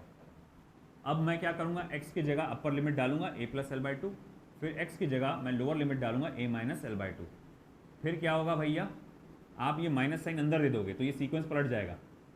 अब a minus L by to पहले आ जाएगा, ये बाद में आ जाएगा। ऐसा क्यों होता है, क्योंकि ये प्लस हो जाएगा, ये माइनस हो जाएगा। अब क्या करो भैया, अब इसको आप करो क्रॉस मल्टीप्लाई। तो जब आप क्रॉस मल्टीप्लाई करेंगे तो a plus L by two, A plus L by to, पूरा ब्रैकेट लिखो, a plus L by two minus A minus L by to. तो फिर आगे क्या होगा, जब ये ब्रैकेट ओपन करेंगे अपन तो ये माइनस ए हो जाएगा और ये प्लस एल बाई टू हो जाएगा। जैसी ब्रैकेट ओपन किया ये माइनस ए हुआ, ये प्लस एल बाई टू हुआ। अब ये ए और ये माइनस ए हो गया, ये ए माइनस ए हुआ, ए क्या हो जाएगा, कैंसिल। और ये एल बाई टू, ये माइनस माइनस क्या हो गया, प्लस। अच्छा L by two plus L by to क्या लिख सकते अपन, 2 multiply by L by to लिख सकता मैं। तो 2 multiply by L by to, 2 2 cancel, L L cancel. अच्छा ये क्या हुआ, यहाँ क्या हुआ, यहाँ पर ए स्क्वायर माइनस बी स्क्वायर वाला फॉर्मूला लगा। ए स्क्वायर माइनस बी स्क्वायर को क्या लिख सकते, A minus B A plus B लिख सकते ना। तो A minus B A plus B को क्या लिख सकते, A square minus B square. तो मैंने वही लिखा, A square minus L by two का स्क्वायर यानी कि एल स्क्वायर बाई 4। फिर 4 को मल्टीप्लाई किया तो 4a square minus L square, ये और 4 ऊपर चला गया तो 4g capital M small M upon 4a square minus L square. ये हमारा फाइनल आंसर है। इसमें एक और थोड़ा और इजी हो जाता है वो, अगर एक और मैं चीज़ बताऊं, है ना, ये तो जनरल मेथड लेते थे अपन हमेशा, ये डिस्टेंस x यहाँ तक लेते थे। गौर से देखो, ये अगला अगर मैं आपको बताऊं मेथड थोड़ा आसान हो जाएगा आपके लिए। अब आपको x यहाँ तक नहीं लेना है ना, आपको x यहाँ तक लेना है, x यहाँ तक के लेने का है आपको। तो अब जब x यहाँ तक लेंगे तो फिर लिमिट्स कैसे हो जाएंगे अब। अच्छा नहीं नहीं नहीं, वो वाला पार्ट अलग है। उसमें क्या है उसमें जो मैं बताना चाह रहा हूँ वो वाला ऐसा है कि वो डिस्टेंस यहाँ तक दिया हुआ है बस। ये जो ए मैंने यहाँ दिया ना, एक और ऐसी प्रॉब्लम आता है जिसमें डिस्टेंस यहाँ से लेकर यहाँ तक के नहीं दिया हुआ है, आपको डिस्टेंस यहाँ से लेकर यहाँ तक दिया। बताऊँगा, अगला प्रॉब्लम वही ले लेता हूँ मैं, आपको समझ में आ जाएगा ताकि वो दोनों में फ़र्क क्या है। ये लिख लो पहले,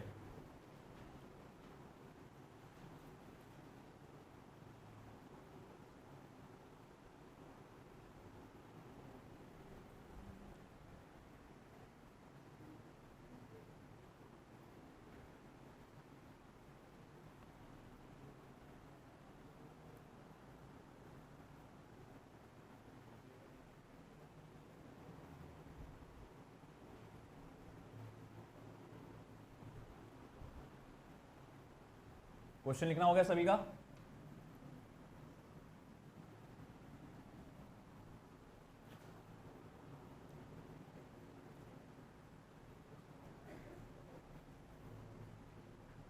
A uniform rod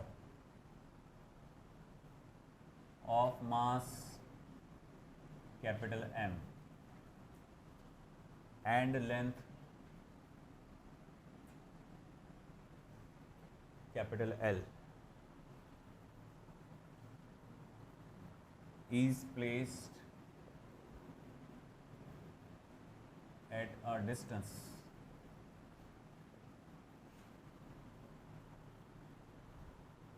small a from point mass as shown. Full stop. Find force on mass small m.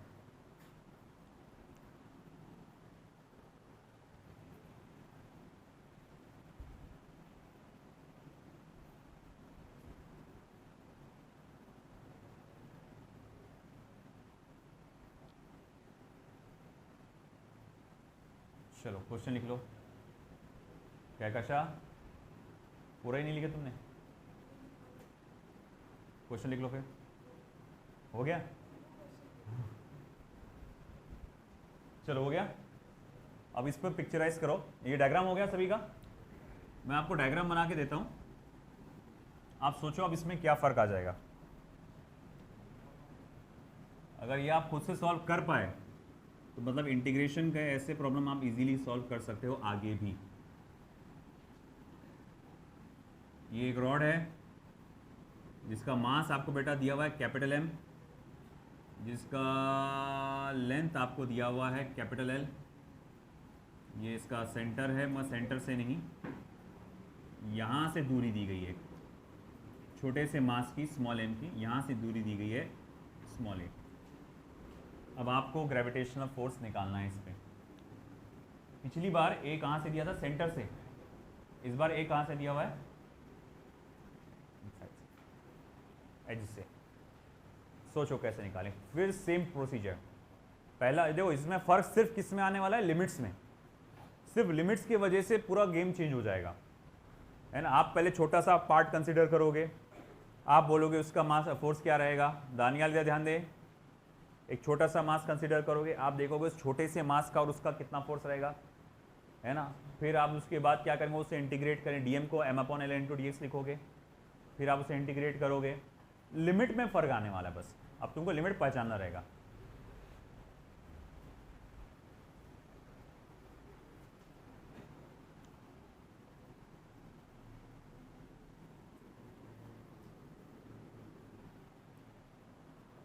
करो।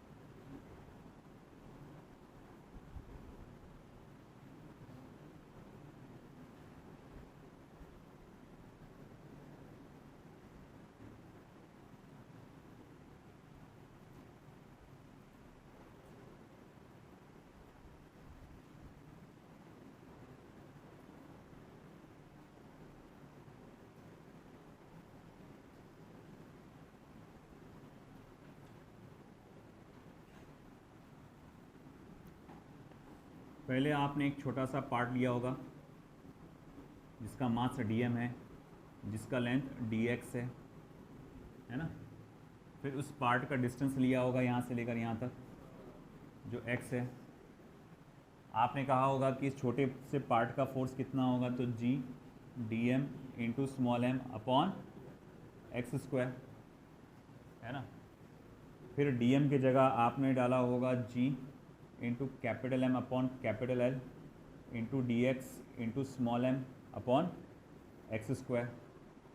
फिर आपने बोला पूरी बॉडी का फोर्स क्या होगा, इंटीग्रेशन लेंगे आप g capital M upon L into small m into D x upon X square, पूरी बॉडी का जो फोर्स होगा। अब यहाँ असल खेल है लिमिट लेना, है ना। क्या लिमिट्स लिया आप बताइए आप मुझे।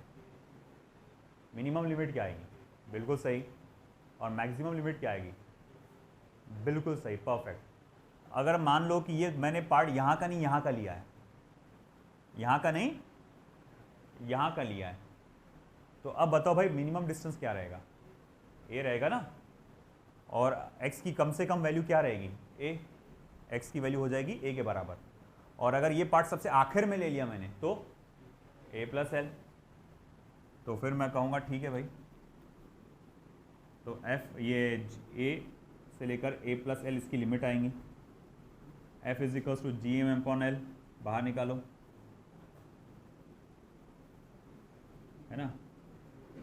और फिर उसके बाद इंटीग्रेशन रहेगा 1 upon X square D X, limits आ जाएंगी a से लेकर a plus L.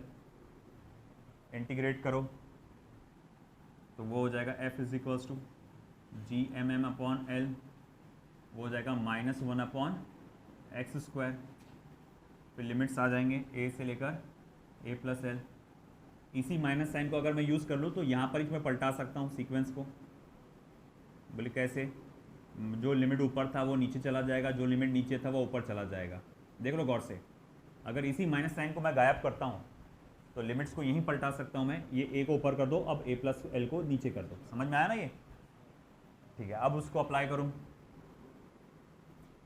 g capital M small m upon L, 1 upon a का square -1 upon a plus L whole square, है ना। 1 अपॉन a का square -1 upon a plus L whole square.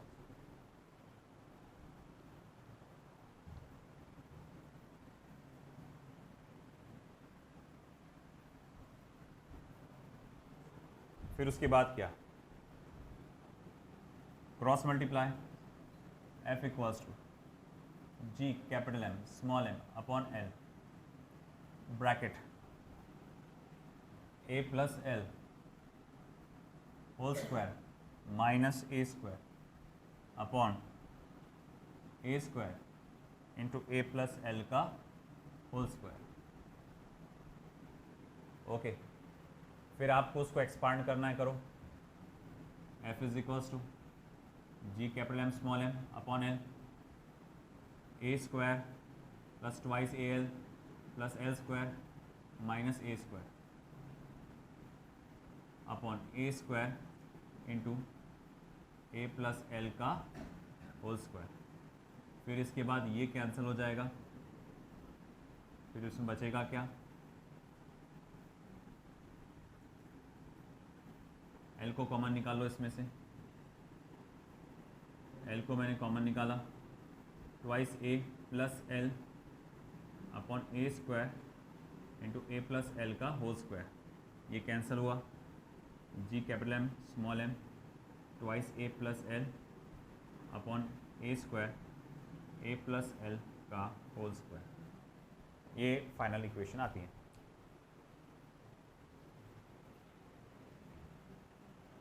एक minute रुको, ये 1 अपॉन एक्स स्क्वायर का integration क्या होता है, -1 अपॉन एक्स। मैंने क्या कर डाला, वही बोलूँ, कुछ तो गड़बड़ लग रहा है मेरे को यहाँ पे। पिछली बार तो आंसर ऐसा नहीं आया था।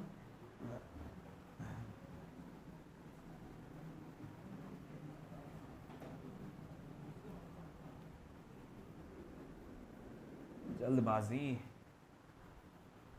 अब कैलकुलेशन आसान हो जाएगा थोड़ा। अब क्रॉस मल्टीप्लाई करो, f is equals to G capital M small m upon L।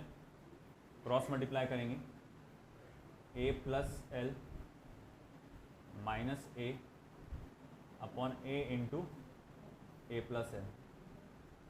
f is equals to G capital M small m upon L।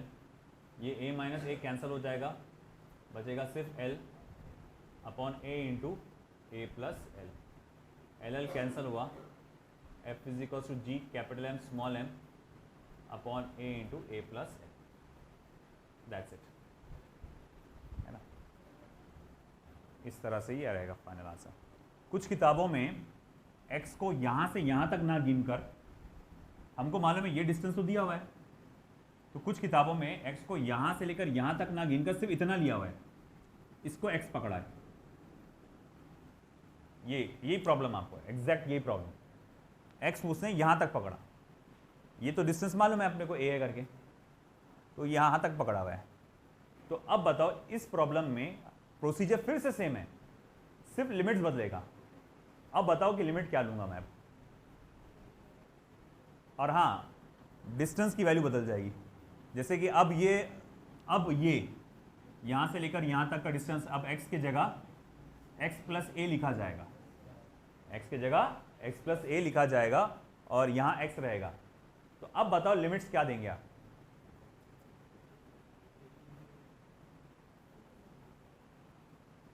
कुछ किताबों में आपको यही प्रॉब्लम ऐसा मिलेगा, उसने ये डिस्टेंस x लिया है और यहाँ से लेकर यहाँ तक डिस्टेंस फिर x प्लस a लिया है। तो अब मुझे बताओ अब लिमिट क्या लूंगा मैं, सोचो। मिनिमम नहीं, वो कहाँ से होगा, x तो पहले इतना था ना बड़ा, अब x तो इतना सही है। सोचो, बहुत इजी है, बहुत इजी है। 0 से L, वेरी गुड। अरे भाई सिंपल सी बात है ना, अगर ये मैं यहाँ पर ले लूँ तो x की वैल्यू क्या हो जाएगी, 0 हो जाएगी, और आखिर में ले लूँ तो L के बराबर हो जाएगी। तो उस वक्त लिमिट्स 0 टू L ली जाती है, ठीक है।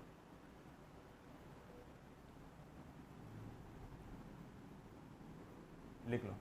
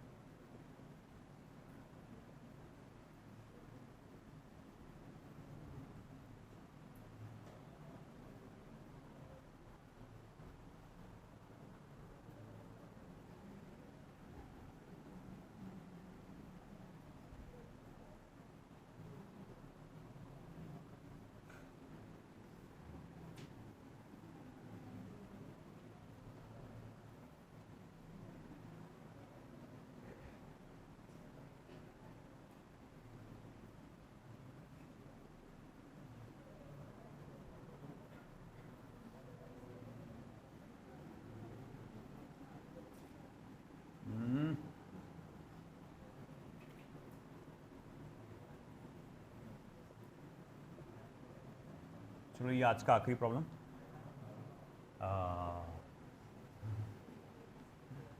इतना हुए बाद भी ग्रेविटेशनल फोर्स से रिलेटेड सारे प्रॉब्लम्स अभी हुए नहीं। अभी एक कैटेगरी बाकी है, वो है अपना vector law, laws of vector addition वाला, वो कैटेगरी बाकी है अभी।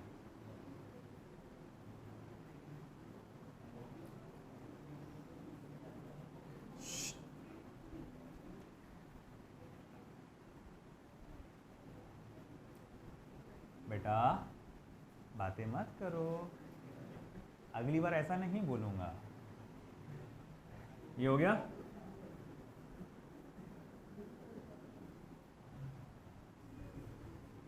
क्वेश्चन पढ़ लो अच्छे से जरा। Semi circular wire as a length capital L, तो पूरे वायर का लेंथ कैपिटल एल है, ठीक है। तो ये एक सेमी सर्कुलर वायर है जिसका लेंथ कैपिटल एल है और सर्टेन रेडियस होगा उसका, कुछ दिया हुआ है क्या? नहीं, रेडियस को अपन पकड़ लेंगे कैपिटल आर।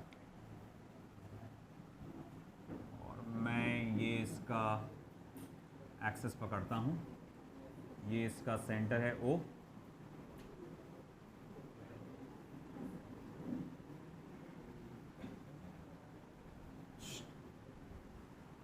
तो एक सेमी सर्कुलर वायर है, इस पूरे वायर की लंबाई कैपिटल एल है। अगर मैं यहां से लेकर यहां तक का डिस्टेंस कैपिटल आर कंसीडर करके चलता हूं, यहां से लेकर यहां तक का डिस्टेंस कैपिटल आर कंसीडर करके चलता हूं, तो मैं यहां लिख सकता हूं कि capital L is equals to pi R. Capital L को आप क्या लिख सकते हैं? पाई आर, है ना, सर्कमफरेंस ऑफ सेमी सर्कल। एक पॉइंट मास, एक छोटा सा पार्टिकल जिसकी वैल्यू स्मॉल m है, ये सेंटर ऑफ द सर्कल पे रखा गया है। एक छोटा सा पार्टिकल जिसकी वैल्यू m है, इसे सेंटर ऑफ द सर्कल में रखा गया है और उसने बोला है कि ये पूरा का पूरा रिंग मिलकर उसको कितने फोर्स से खींचेगा। ये वाला प्रॉब्लम, इस टाइप के प्रॉब्लम इलेक्ट्रोस्टैटिक में भी आते हैं। इसमें चार्ज की बात होती है, चार्जेस होते हैं, ये चार्ज से भरा हुआ रिंग होता है और एक छोटा सा दूसरा चार्ज या फिर एक इलेक्ट्रिक फील्ड इंटेंसिटी पूछता है, वो उसको सॉल्व करने का मेथड सेम है। अगर ये समझ में आ गया तो वो भी समझ में आ जाएगा तुम्हें। तो बड़े आराम से गौर से देखो कैसे करने वाले हैं अपन सॉल्व। ये थोड़ा सा मेथड अलग आने वाला है। मैं सबसे पहले एक छोटा सा टुकड़ा कंसिडर करता हूं इस वायर का।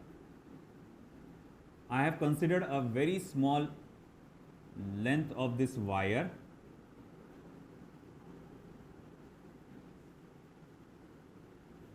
okay? मान लो ये छोटी सी लेंथ कितनी है? dl है, ये dx भी ले सकते हैं, अपनी मर्जी है। dl लेना है dl लो, dx लेना है dx लो, है ना। तो इस छोटे से टुकड़े की लेंथ कितनी है? dl। चलो आपको dx दिखने की आदत है तो मैं dx कर देता हूं, ओके। आप कहेंगे कि ये रेडियस कितना है? कैपिटल आर है, तो ये लेकर यहां से लेकर यहां तक का रेडियस भी कितना होगा? कैपिटल आर ही होगा। ये जो छोटा सा टुकड़ा है उसने एंगल डी थीटा बनाया है सेंटर के साथ या उस मास के साथ। उसने एंगल कितना बनाया है? D theta. और ये लाइन जो है इस एक्स एक्सिस से कितना ऊपर है? थीटा एंगल ऊपर है, थीटा एंगल ऊपर है।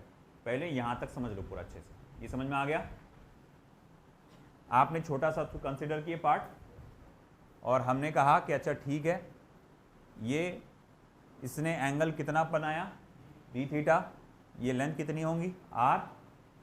और ये कितना है? dx है कि नहीं? ओके ठीक है। और ये जो आपने जो लेंथ पकड़ा है, वो जो एलिमेंट पकड़ा है, उसके नीचे वाला पार्ट कितना एंगल बनाता है एक्स एक्सिस का? थीटा। अब ऐसा है कि देखो होगा क्या कि मैं कहूंगा ये छोटा सा एलिमेंट इस मास को अपनी तरफ खींचेगा। मैं ये ब्लू पेन से बना रहा हूं, थोड़ा सा ये डायग्राम गंदा जाएगा, तो ये इसको अपनी तरफ खींचेगा with a certain force dF। ये एलिमेंट इसको अपनी तरफ खींचेगा with a certain force dF, है कि नहीं? अब अगर ये एलिमेंट, ये वाला पार्ट इसे अपनी तरफ खींचने वाला है with a certain force dF, तो वो मैं बोलूँगा dF की वैल्यू क्या रहेगी? तो dF की वैल्यू रहेगी G into DM into small m upon distance का स्क्वायर यानी कि r स्क्वायर, इंटू डिस्टेंस का स्क्वायर यानी कि r स्क्वायर अपॉन, ठीक है। अब DM कितना रहेगा? DM रहेगा m upon L into dx, मतलब इसका मास कितना रहेगा? ये वायर का मास, तो बोले ये वायर, ये टुकड़ा जो आपने पकड़ा है वायर का, उसका मास क्या रहेगा? तो total mass upon total length into dx। अब यहां मेन चीज समझो, मैं dx को क्या लिखने वाला हूं वो देखो, मैं dx को लिखूंगा r इंटू डी थीटा। बोले ऐसा क्यों? तो देखो, ये असल में ये dx की लंबाई तुम्हारी ऐसी थी, dx इतना था, यहां से लेकर यहां तक क्या है? r है, और ये कितना एंगल है? d थीटा है। ये एंगल कितना है? d थीटा है। अब ऐसा है कि ठीक है, ये तो एंगल d थीटा हो गया, तो मैं जानता हूं angle subtended by the arc is equals to arc length upon radius. Angle subtended by the arc is arc length upon radius. तो इसका मतलब dx को आप क्या लिख सकते हैं? r इंटू डी थीटा, है ना? तो मैंने लिखा इसे r इंटू डी थीटा। अब ऐसा कन्वर्ट क्यों किया, अभी थोड़ी देर में समझ में आ जाएगा। फिर आगे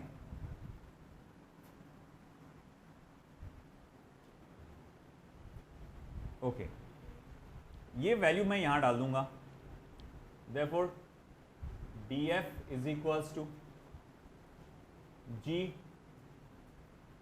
DM के जगह m upon L into R into D theta into small m upon R का स्क्वायर। ये R गया, ये गया, तो dF is equals to G m upon L, या L को ले लेते हैं नीचे, small m D theta upon L into R। चलो ठीक है, ये आ गया मेरे पास dF की वैल्यू। अब ऐसा है कि यहां पर मैं इस dF को दो कंपोनेंट्स में बांट सकता हूं। एक रहेगा dF cos थीटा, एक रहेगा dF cos थीटा, और एक ऊपर की तरफ रहेगा dF sin theta. dF cos theta और ऊपर की तरफ क्या रहेगा बेटा? dF sin theta. दो कंपोनेंट्स में बांट दिया। अब तुम सोचो कि जैसा तुमने ये टुकड़ा पकड़ा थीटा एंगल पे, वैसा ही टुकड़ा अगर मैंने यहां पकड़ा होता, या मैं पकड़ूंगा आगे जाके, जैसा ये पार्ट है एग्जैक्ट वैसे ही पार्ट मैंने यहां लिया, उसको भी फोर्स इधर आएगा dF, उसका भी dF इधर ही आएगा, और इसके भी कंपोनेंट्स बनाऊंगा मैं dF cos थीटा और dF sin थीटा ऊपर की तरफ, है ना? अब तुम एक बात नोटिस करो कि ये पार्ट का फोर्स dF इधर है, इसके फोर्स को दो हिस्सों में बांटा, dF cos थीटा और dF sin थीटा। जैसा यहां था वैसा ही यहां लिया, उसके भी फोर्स dF इधर आएगा, उसका भी दो कंपोनेंट्स बचेगा, dF cos theta dF sin theta. अगर आपने नोटिस किया, इसके dF cos theta dF cos theta क्या कर रहे? अपोज कर रहे एक दूसरे को। dF cos थीटा बोलते तुम इधर चलो, ये वाला dF cos थीटा बोलता तुम इधर चलो।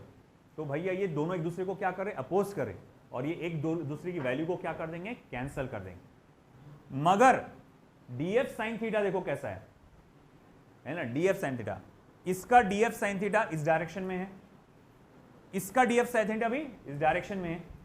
तो इन दोनों का जो वर्टिकल कंपोनेंट है dF sin थीटा, वो क्या कर रहे? एक दूसरे को सपोर्ट कर रहे। तो हर टुकड़े का ऐसे ही हाल होगा। मैंने ये वाला टुकड़ा पकड़ा तो इसका dF cos थीटा इधर, dF cos थीटा इधर, dF sin थीटा ऊपर। उसके ऊपर वाला टुकड़ा पकड़ा, dF cos थीटा इधर, dF cos थीटा इधर, dF sin थीटा इधर। तो मैं क्या देखूंगा? हर पार्ट का ऐसे ही होगा कि उनके एक जो इधर राइट साइड वाले जो डुप्लीकेट है, उनके dF cos थीटा इधर आएंगे, एक दूसरे को कैंसिल करेंगे, और dF sin थीटा ऊपर आएगा। वो एक दूसरे को सपोर्ट करेगा। तो कैंसिल करने वाले कोई काम के नहीं, वो तो पूरी वैल्यू को, फोर्स को क्या कर रहे हैं, वेस्ट कर रहे हैं, वो कैंसिल कर रहे हैं। तो जो कुछ इस मास m को फोर्स फील होगा वो सिर्फ इनके वजह से फोर्स फील होगा जो ऊपर की तरफ खींच रहे हैं। तो मैं अगर कहूंगा पूरे वायर का अगर मुझे फोर्स निकालना है, पूरे वायर का फोर्स, तो मुझे क्या करना पड़ेगा, df साइन थीटा का मेरे को क्या करना पड़ेगा, इंटीग्रेशन करना पड़ेगा। किसका इंटीग्रेशन करना पड़ेगा, df साइन थीटा का। बात समझ में आ रही क्या? आप क्या करेंगे, सिर्फ df का इंटीग्रेशन नहीं करेंगे, क्योंकि df के अंदर कौन कौन आ रहा, df cos थीटा भी आ रहा, df साइन थीटा भी आ रहा। बात समझेंगे बेटा, df के अंदर ये वाले फोर्स के अंदर, जैसे मैं बोलूँ मैं किसी चीज को ऐसा खींच रहा, तो मैं x एक्सिस पे भी खींच रहा, y एक्सिस पे भी खींच रहा, ये आगे भी खींच रहा है ना, इधर भी खींच रहा। अब वैसे ही अगर मान लो कि जैसा मैं ऐसा फोर्स लगा रहा, एग्जैक्ट वैसा ही दूसरा कोई बंदा उस साइड में फोर्स लगा रहा, तो जब मैं ऐसा लगाऊंगा फोर्स, वो भी उधर लगाएगा फोर्स, तो एक ऑब्जेक्ट जो नीचे रखा हुआ था वो ऊपर आएगा, है कि नहीं? तो मैं कहूंगा कि एक नीचे बड़ा सा ब्लॉक रखा हुआ था, एक रस्सी उसके हाथ में दिया, एक रस्सी मेरे हाथ में दिया, दोनों हम ऐसा इक्वल एंगल पे खींच रहे हैं, तो वो जो ब्लॉक है धीरे धीरे ऊपर आएगा, है ना? वो कहाँ गया बेटा, ऊपर आया। लेफ्ट और राइट में गया क्या? वो क्यों नहीं गया? क्यों? मैंने फोर्स लेफ्ट में नहीं लगाया था क्या? लगाया था। उसने लेफ्ट राइट में फोर्स नहीं लगाया था क्या? लगाया था। मगर हुआ क्या, मेरा लेफ्ट का फोर्स उसके राइट के फोर्स से कैंसिल हो गया, वो कोई काम का ही नहीं हुआ। इससे अच्छा दोनों पकड़ के ऐसा खींच लेते तो सेम ही हो जाता था इफेक्ट। तो हम लोग ने क्या किए, जब ऐसा खींचे तो जब वो ब्लॉक ऊपर आया तो वो सिर्फ वर्टिकल फोर्स काम कर रहा था और हॉरिजॉन्टल फोर्स दोनों के क्या हो गए थे, कैंसिल हो गए। तो इसीलिए जो बॉडी को टोटल फोर्स फील हुआ था वो सिर्फ ऊपर की तरफ फील हुआ था। तो इसीलिए मैंने क्या कहा कि मेरे को सिर्फ df साइन थीटा का इंटीग्रेशन करना पड़ेगा। अच्छा ठीक है, df साइन थीटा का इंटीग्रेशन तो कर देंगे, फिर df की वैल्यू क्या आएगी, तो ऊपर लिखा हुआ है वो डाल दो, g capital M small m upon LR into D theta into sine theta. Okay, फिर इसको बाहर निकालो, g capital M small m upon LR sign theta into D theta. अब सवाल उठा कि यहाँ पर लिमिट्स क्या आएंगी थीटा की। अच्छा, ये वाला पार्टिकल अगर मैंने यहाँ पकड़ा होता, ये एलिमेंट मैंने यहाँ पकड़ा होता, तो थीटा की वैल्यू क्या होती, 0 डिग्री। अरे ये यहाँ होता तो ये थीटा कितना होता, 0, और यहाँ तक लेके जाऊँगा तो क्या हो गया, 180 डिग्री होगा, कॉस ऑफ पाई, तो मतलब सॉरी पाई। तो मैं यहाँ लिख सकता हूँ कि लोवेस्ट लिमिट क्या है इसकी, 0 रेडियन, और हाईएस्ट लिमिट क्या है इसकी, पाई रेडियन। कम से कम थीटा कितना हो सकता है, 0, ज़्यादा से ज़्यादा थीटा कितना जा सकता है, पाई। तो अब आगे साइन थीटा का इंटीग्रेशन क्या होता है, माइनस कॉस थीटा। तो therefore f is equals to minus g capital M small m upon LR, और साइन थीटा का इंटीग्रेशन अगर मैं करूँगा तो मैं इसको लिखूँगा माइनस साइन तो ले लिया बाहर मैंने, कॉस ऑफ थीटा, लिमिट्स आ जाएगा 0 टू पाई, और अगर मैंने माइनस साइन अंदर दे दिया तो वो सीक्वेंस पलट जाएगा। तो g capital M small m LR cos of theta, ऊपर चला जाएगा 0 और नीचे चला जाएगा पाई, तो g capital M small m LR cos of 0 minus cos of pi. अच्छा ठीक है, g capital M small m upon LR, और देखो मैं r को साथ ही साथ क्या लिखने जा रहा हूँ, L अपॉन पाई। बोले कहाँ से, है ना, r की जगह L अपॉन पाई भी लिखने जा रहा हूँ मैं। अब cos 0 कितना होता है, 1 minus minus 1, okay, minus minus कितना होता है, प्लस, हो जाएगा 1 प्लस 1 2, तो ये हो जाएगा f is equals to 2 g capital M small m upon, या फिर मैं लिखूंगा पाई भी चला जाएगा ऊपर, 2 पाई g capital M small m upon L square. This should be the answer.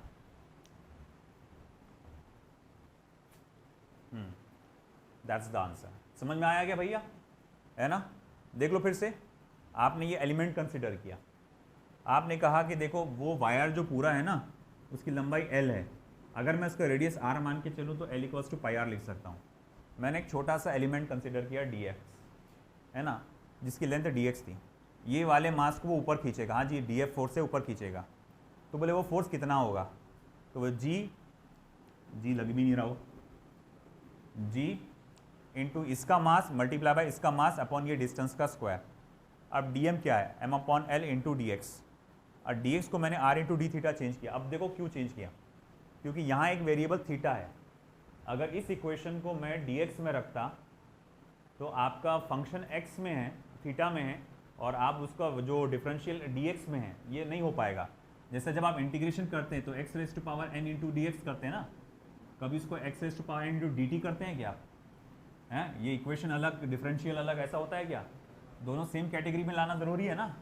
तो यहाँ पर देखो फंक्शन काय में आया, थीटा में आया, तो डिफरेंशियल भी काय में आना चाहिए, थीटा में आना चाहिए। इसीलिए तो मैंने क्या करा, dm की जगह m upon L into D x की जगह r इंटू डी थीटा लिख डाला। चलो फिर उसके बाद जब ये मैंने वैल्यू डाला वहाँ पर, तो भैया ये आर कैंसिल होके इतना बच गया था। अब मैंने कहा कि देखो ये df तो है, मगर इसमें काम का सिर्फ इसका वर्टिकल कंपोनेंट है, ये हॉरिजॉन्टल कंपोनेंट साला बेकार है, वो बेकार का काम है, इसको कुछ है ही नहीं यूज़ में। बोले क्यों ऐसा, क्योंकि बोले इसके डुप्लीकेट अगर मैंने इधर लिया तो वो भी उसको वैसी फोर्स लगाएगा, उसका भी वैसी वर्टिकल और हॉरिजॉन्टल कंपोनेंट आएगा, मगर दोनों के हॉरिजॉन्टल कंपोनेंट कुछ काम के नहीं, एक दूसरे को कैंसिल करते थे, है ना। सिर्फ वर्टिकल कंपोनेंट काम का रहता है, तो इसीलिए सिर्फ वर्टिकल कंपोनेंट काम का रहता है, that is df sine theta. तो मैंने कहा कि ठीक है भाई df की वैल्यू डाल दे, हाँ जी डाल दिए, G M M upon L R को इधर बाहर निकाल, हाँ जी निकाल दिए, sine theta into D theta कितना हो जाएगा, है ना, 0 रेडियन टू पाई रेडियन। अब मैंने क्या कहा कि लिमिट डाल दिया 0 रेडियन टू पाई रेडियन, कैसे, क्योंकि अगर ये एलिमेंट मैं यहाँ वाला पकड़ता तो थीटा की वैल्यू क्या होती, 0, और अगर मैं ये एलिमेंट आखिरी वाला पकड़ूंगा तो थीटा की वैल्यू क्या हो जाएगी, 180 डिग्री पाई, इसलिए लिमिट ऐसा आया। फिर उसके बाद साइन थीटा का इंटीग्रेशन माइनस कॉस थीटा होता है, इसीलिए माइनस साइन बाहर। अब क्या हुआ, फिर उसके बाद अपन ने क्या करे, माइनस साइन अंदर भेजे तो लिमिट्स पलट गए। अब कॉस 0 माइनस कॉस ऑफ पाई, तो कॉस 0 1 1 माइनस माइनस 1, और मैंने आर की जगह एल अपॉन पाई लिखा, एल स्क्वायर, पाई चले जाएगा ऊपर, ये 2 आ जाएगा, तो 2 pi G M M upon L square, and that's it. आज के लिए इतना ही काफ़ी है भाई। बोले आज के लिए नहीं, ये तो एक हफ्ते के लिए काफ़ी है।